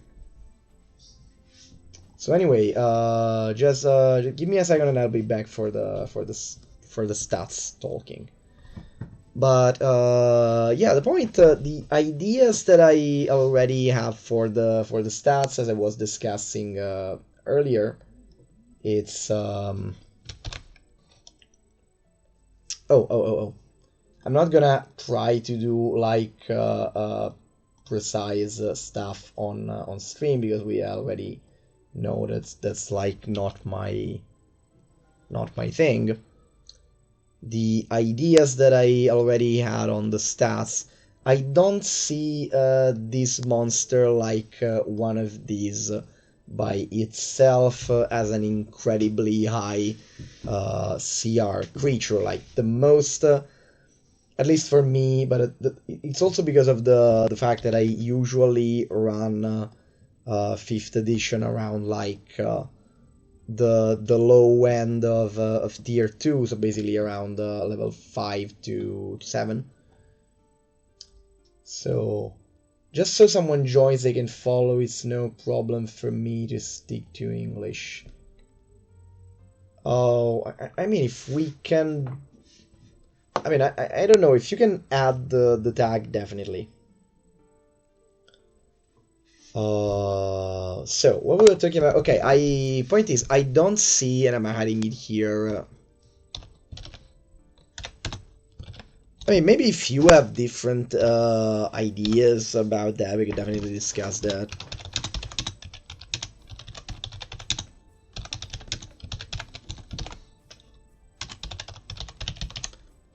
Okay, I also have another. I mean, I also have done like I've published a whole little small in progress bestiary of fantasy dinosaurs, and like one of the stars of the. I mean, the star and like for now only available monsters in the monstrous sightings section was the Battleborn Reaper, which is basically this super intelligent raptor that has been mage bred for war, and that is a CR5. It's also a very impressive, very physically resilient and battle-hardened creature, and it's definitely smaller and probably on the sheer physical size. It could be slightly weaker than this thing, but I see those two dinosaurs like taking each other on more or less an even field. Not that sure of what would a party do. I mean, this creature I would probably use less as the main menace in a story as much as a tool or mystery to solve, like part of the story that is going to guide the party to the next part of the story, which is discovering who created or unleashed it and why. So yeah, those are the reasons. Basically, to come back to point, I see it as like no lower than CR4, and no higher than CR6. And the main gimmick is, as said, the fact that the head detaching, and I do think that I want to play with the head and the body not being. I mean, they of course gain advantages from the separation, but it also creates problem because they are not able to go around in that state like indefinitely.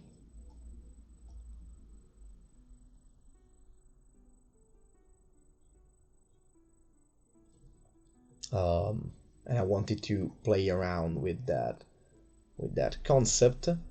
I was trying to make a little bit of a sketch of the head here walking around on its own, which is what I see it as being forced to do after like a flight of I don't know, 2 rounds at most.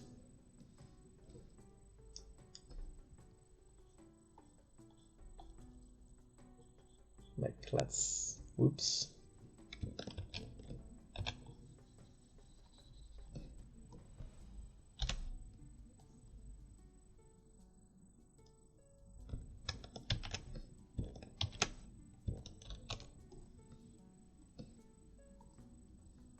Whoops.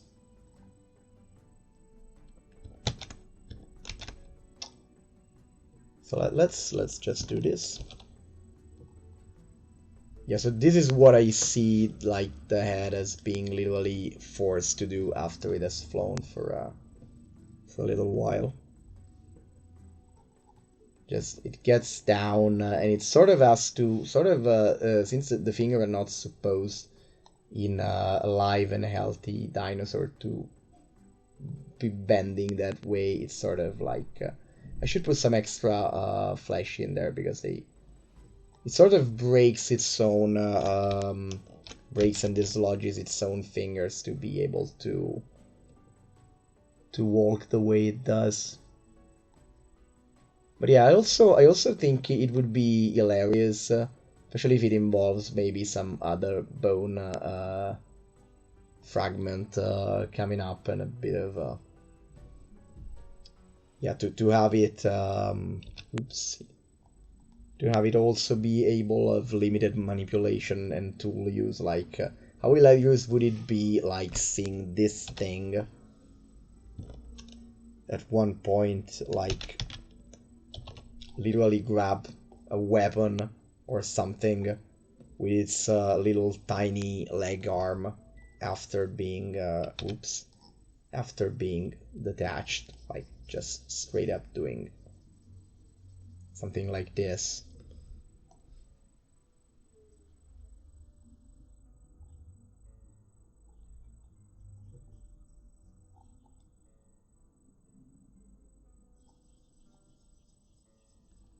This could be, I'm sorry.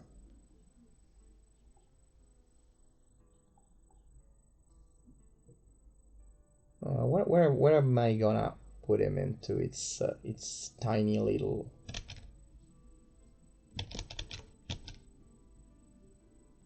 It's tiny little dinosaur hands.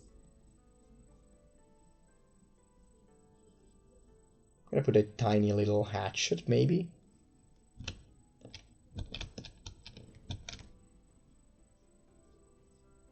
Maybe a sword. More like a dagger, I think, in this case. But yeah, I think that could be absolutely fun to mess with. Okay, Max, to stick, I think a good place to start was how big of a team player do you want him to be? As if you want to synergize well with other of its kind or to be self-sustaining. Okay, we can go in that direction. We can go in that direction. Whoa, what the hell? We can definitely talk about that.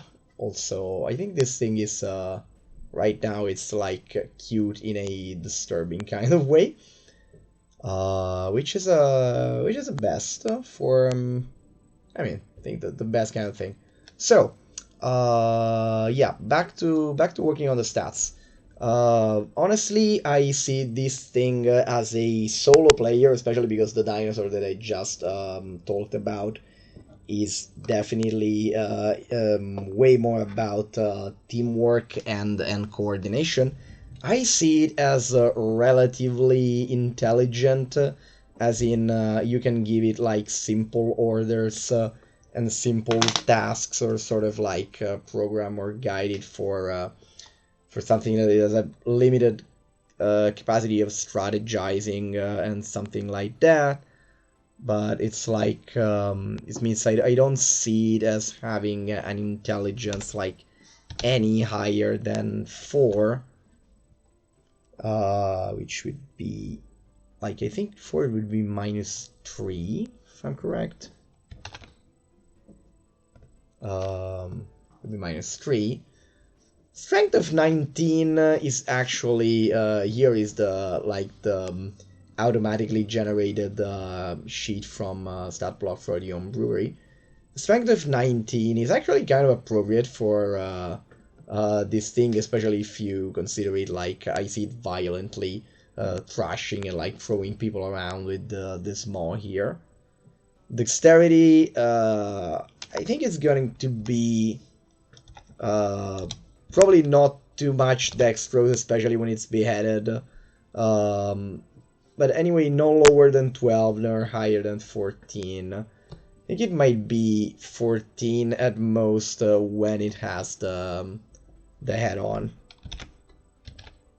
Definitely a solo player, though. I don't see it. Also, to contrast it with the other creature, other artificial dinosaurs. With the other artificial dinosaurs I've made stats for. So I definitely see it as, yeah, as a solo creature that may obey some simple orders from a master, or just like have a set of rules and objectives that it naturally follows. As in, like, I don't know, it can be something very limited, like it can be taught to either steal some kind of things or attack some kind of creatures. But yeah, it's a solo player and mostly an experiment. It is smart enough to recognize a caster as a high priority target, says Capomax. You could make so that for the first round of 2 it fights normally, then its head detaches and goes after the backline.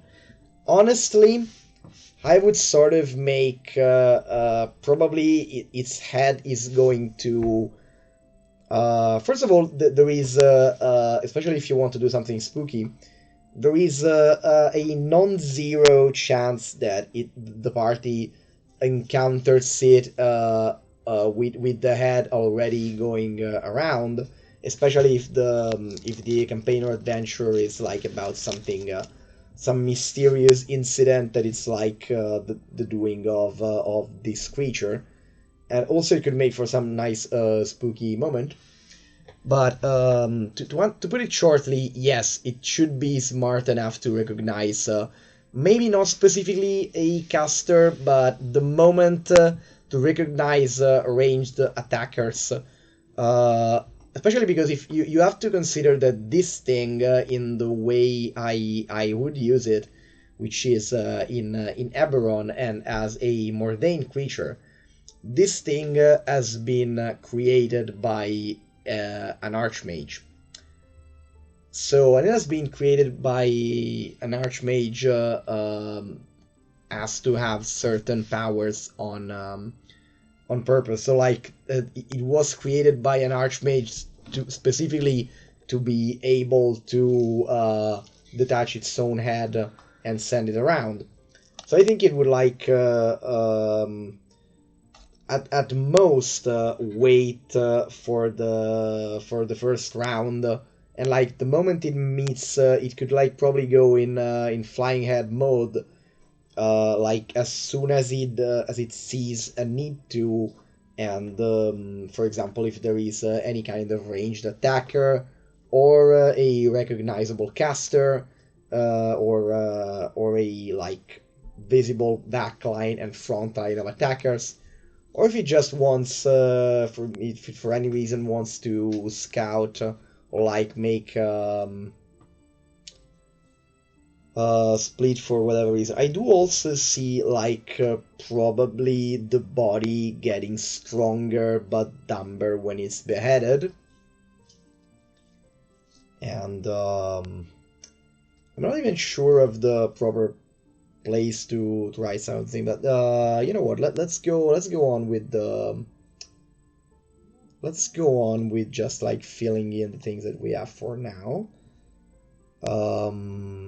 I'm probably seeing this thing. I am unsure of the alignment, and I'm tempted to say that it's naturally unaligned, considering the kind of creature it is and considering how it has been created. Probably Mordain wouldn't want it to have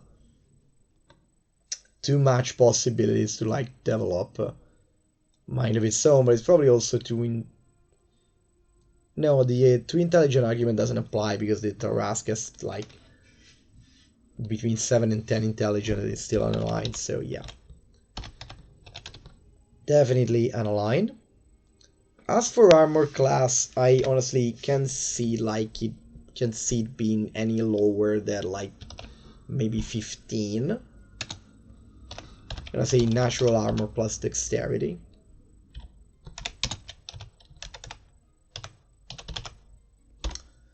Hit points we're gonna determine later.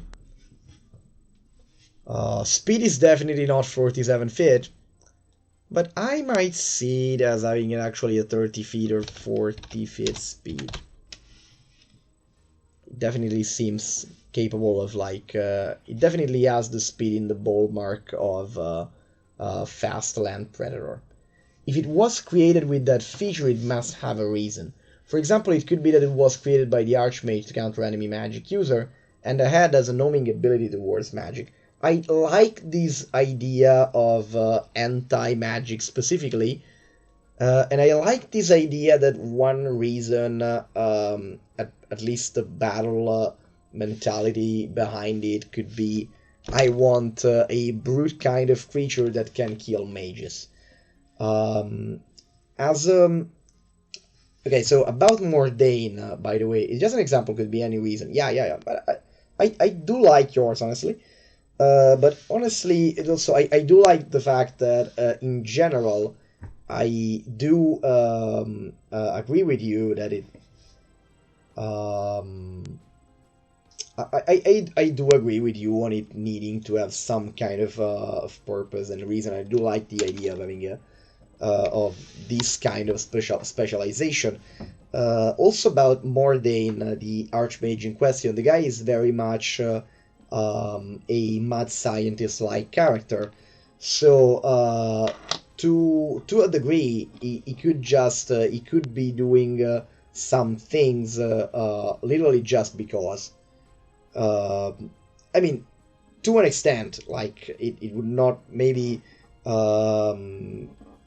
What I'm saying is that its drive in creating a particular monster, and even in unleashing that particular monster, is not necessarily practicality or using it towards a specific agenda, but it could be its interest in a certain concept. And the story I have in mind for this thing is like a prototype, or like maybe at most the second or third creature created, a prototype in a series of experiments about this concept of body detaching. Like Mordain is currently that's his field of research as of now. He's currently working on what interesting things I can do with creatures that can split apart and then reform for whatever number of reasons. Like he could want to use them for something that he wants to do for a larger scale project. He could want to maybe he could want to make this creature like to use as servants in general, or to give, or maybe even sell someone. I don't know if Mordain would be always into that. Definitely not always.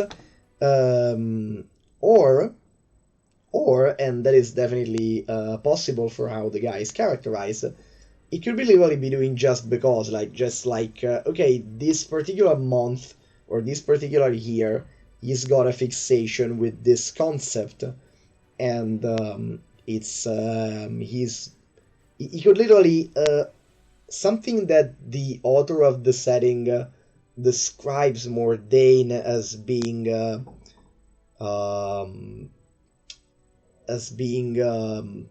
likely to do is to literally make a gargantuan gelatinous cube, create that thing, and teleport it over a village just to see what happens. Like, Mordain is that kind of guy if he feels like it. That said, this thing definitely needs to have a bit more of a purpose or specified concept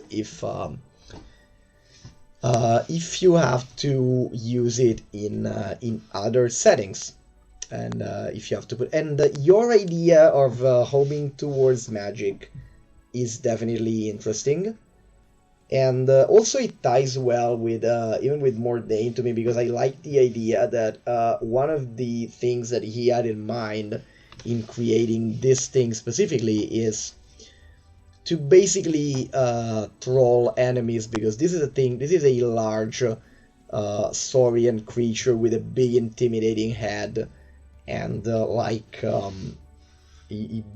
bulky neck and like claws, strong legs, and the last thing you might expect for something like that is for him to have a sort of scouting and sneaking ability, or like a built-in anti-mage or rage attack thing. Also, there's something I need to write here.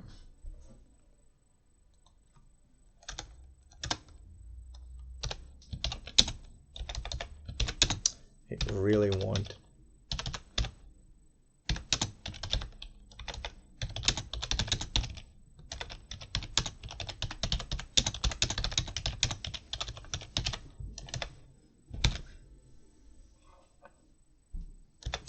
Really want the head recall to be an attack somehow. I'm gonna expand on that in a second.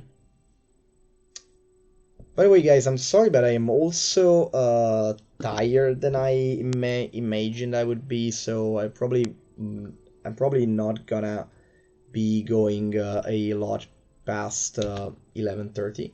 Sorry for that. Where was the BS? Okay, it's here. Just realize it could be that it eats magic items, so every time it attacks, the head could chomp off the magical weapon from a player, only to find it in its guts after killing it, along with its past meal as treasure. I'm actually gonna steal this idea for my own campaign, lol, that's okay. I mean, that is definitely okay. If you want to use it that way, definitely do that. And also, I mean, I'm gonna link... the moment I end the stream, I'm gonna link this document to you, so you can you can make your own version, basically. The idea of it eating magic items, I like it even more than this thing being like a dedicated mage killer, because the thing that I wanted to I like the idea of having this guy used as sort of a thief, and being a thief of magic item, maybe a specific kind of magic items. It would be very interesting, because look, the scenario that I was picturing was a scenario in which, like, for example,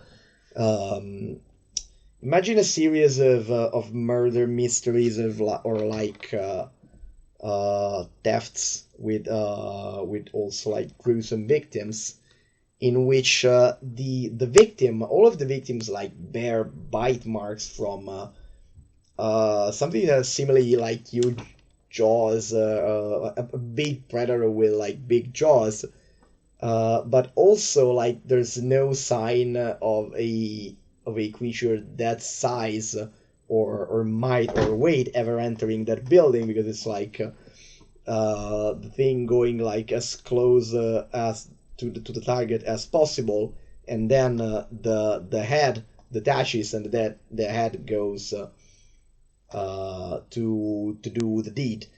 I'm not super keen on the idea of it like outright eating magic items, as in permanently destroying them, or basing. I mean, the magic item stealing is something that I would probably only do in a context in which this thing might be probably killed like rounds after stealing the item in question. But I'm also noting your suggestion, by the way.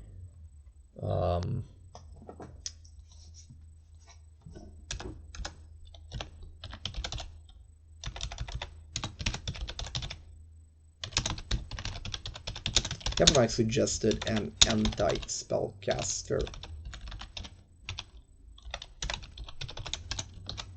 Caster or magic item,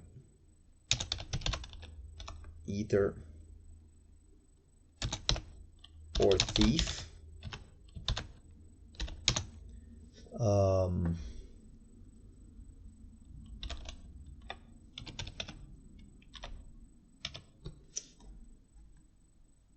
I don't know why it doesn't want to. What if I do this though?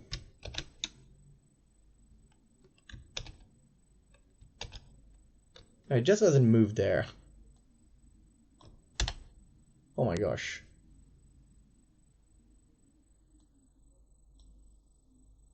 Okay.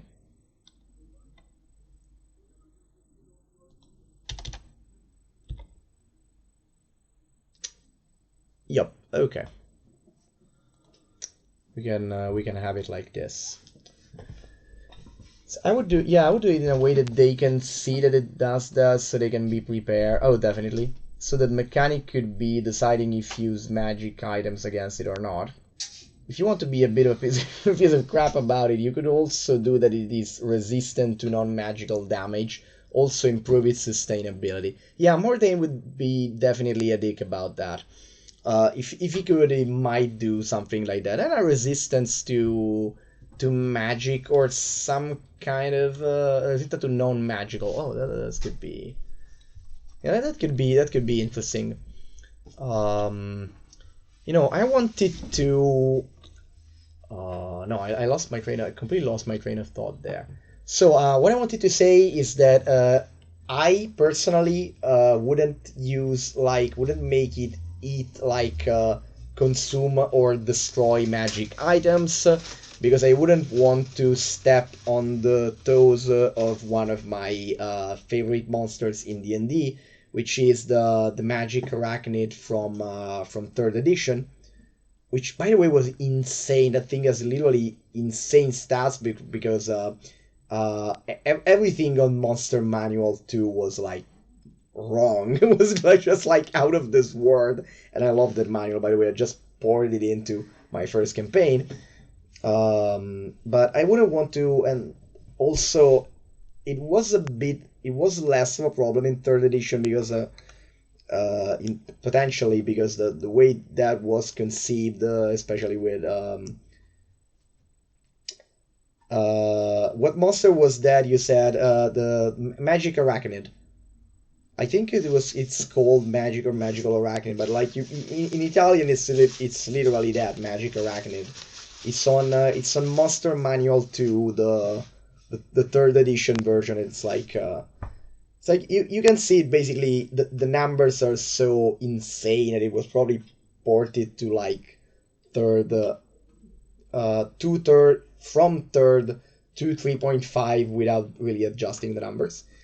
And that thing had insane damage reduction, and by the way, insane spell resistance.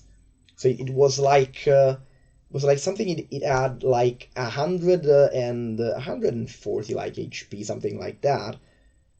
But it had like damage reduction like over 20, only surpassed by +4 weapons, and also it had 35 spell resistance, and it had an invisible web of force, and it could destroy and eat magic items. Like literally, it could bite the item, bam, enchantment removed.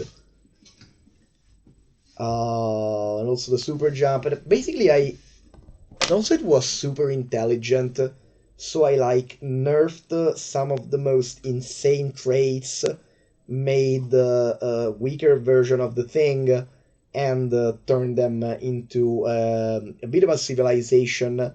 I made them talk, and I made them into a civilization that players encountered in my first campaign, and that was those were great moments. Those were really great. Those were really cool moments. In which they were exploring this like subterranean mega dungeon, and they happened upon this city of actually quite benevolent spiders, because I ended up making them either chaotic good or chaotic neutral in the end. But they had this thing about eating magical items, and also they were extremely. The point is they were insanely strong, so they were danger that they had killed the adventurers found some of their victims, but those got killed because like they blindly attacked because oh, big spiders scary, without realizing that those were actually talking sapient creatures. So yeah, going off on a tangent there, but the point is I don't want to make this into a pure and simple magic either, but like I do see it, the point is that I see it as an experiment, like a proof of concept, literally a proof of concept of what can we do with a creature that has the detachable body parts, and with some more of a focus on perhaps you can use that uh, on homing in into magic and magic items in particular. And as for the head, I said before, I don't know if you were around for that bit. I want the head to have limited autonomy. In like it cannot fly forever, and after a while, like I'm picturing like 2 rounds of flight, and then it has to go on the ground and like do this.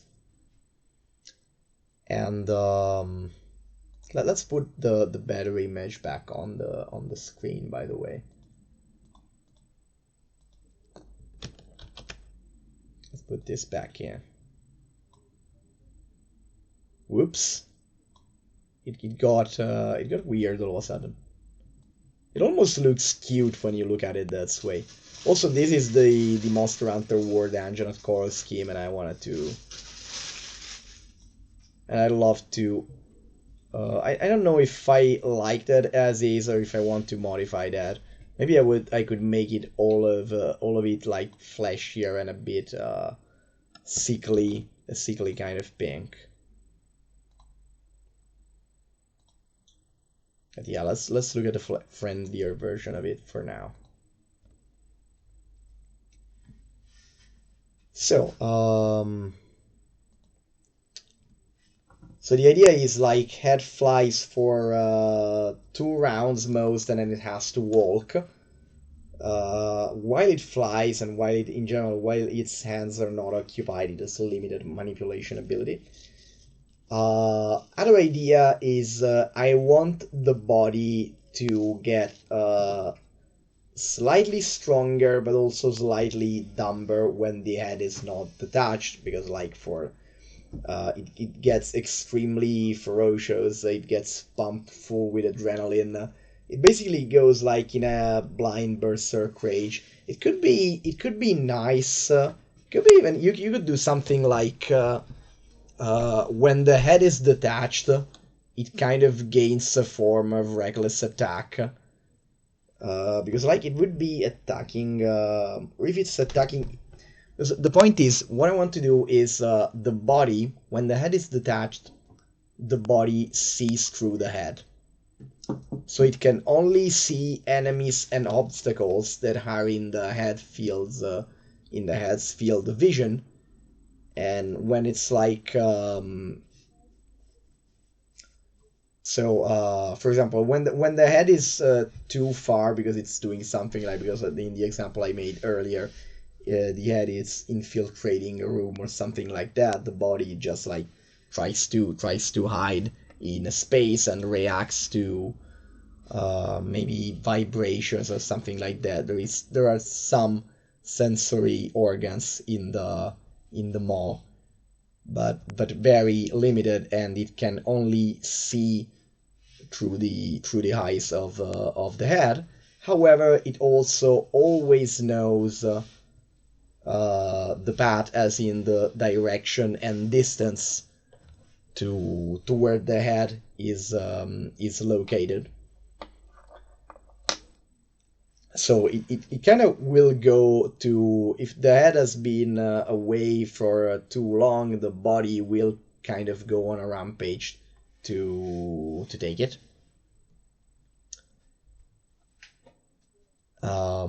Whatever else was I saying? So yeah, I want it to become stronger but dumber, so maybe it loses the dexterity bonus to armor class.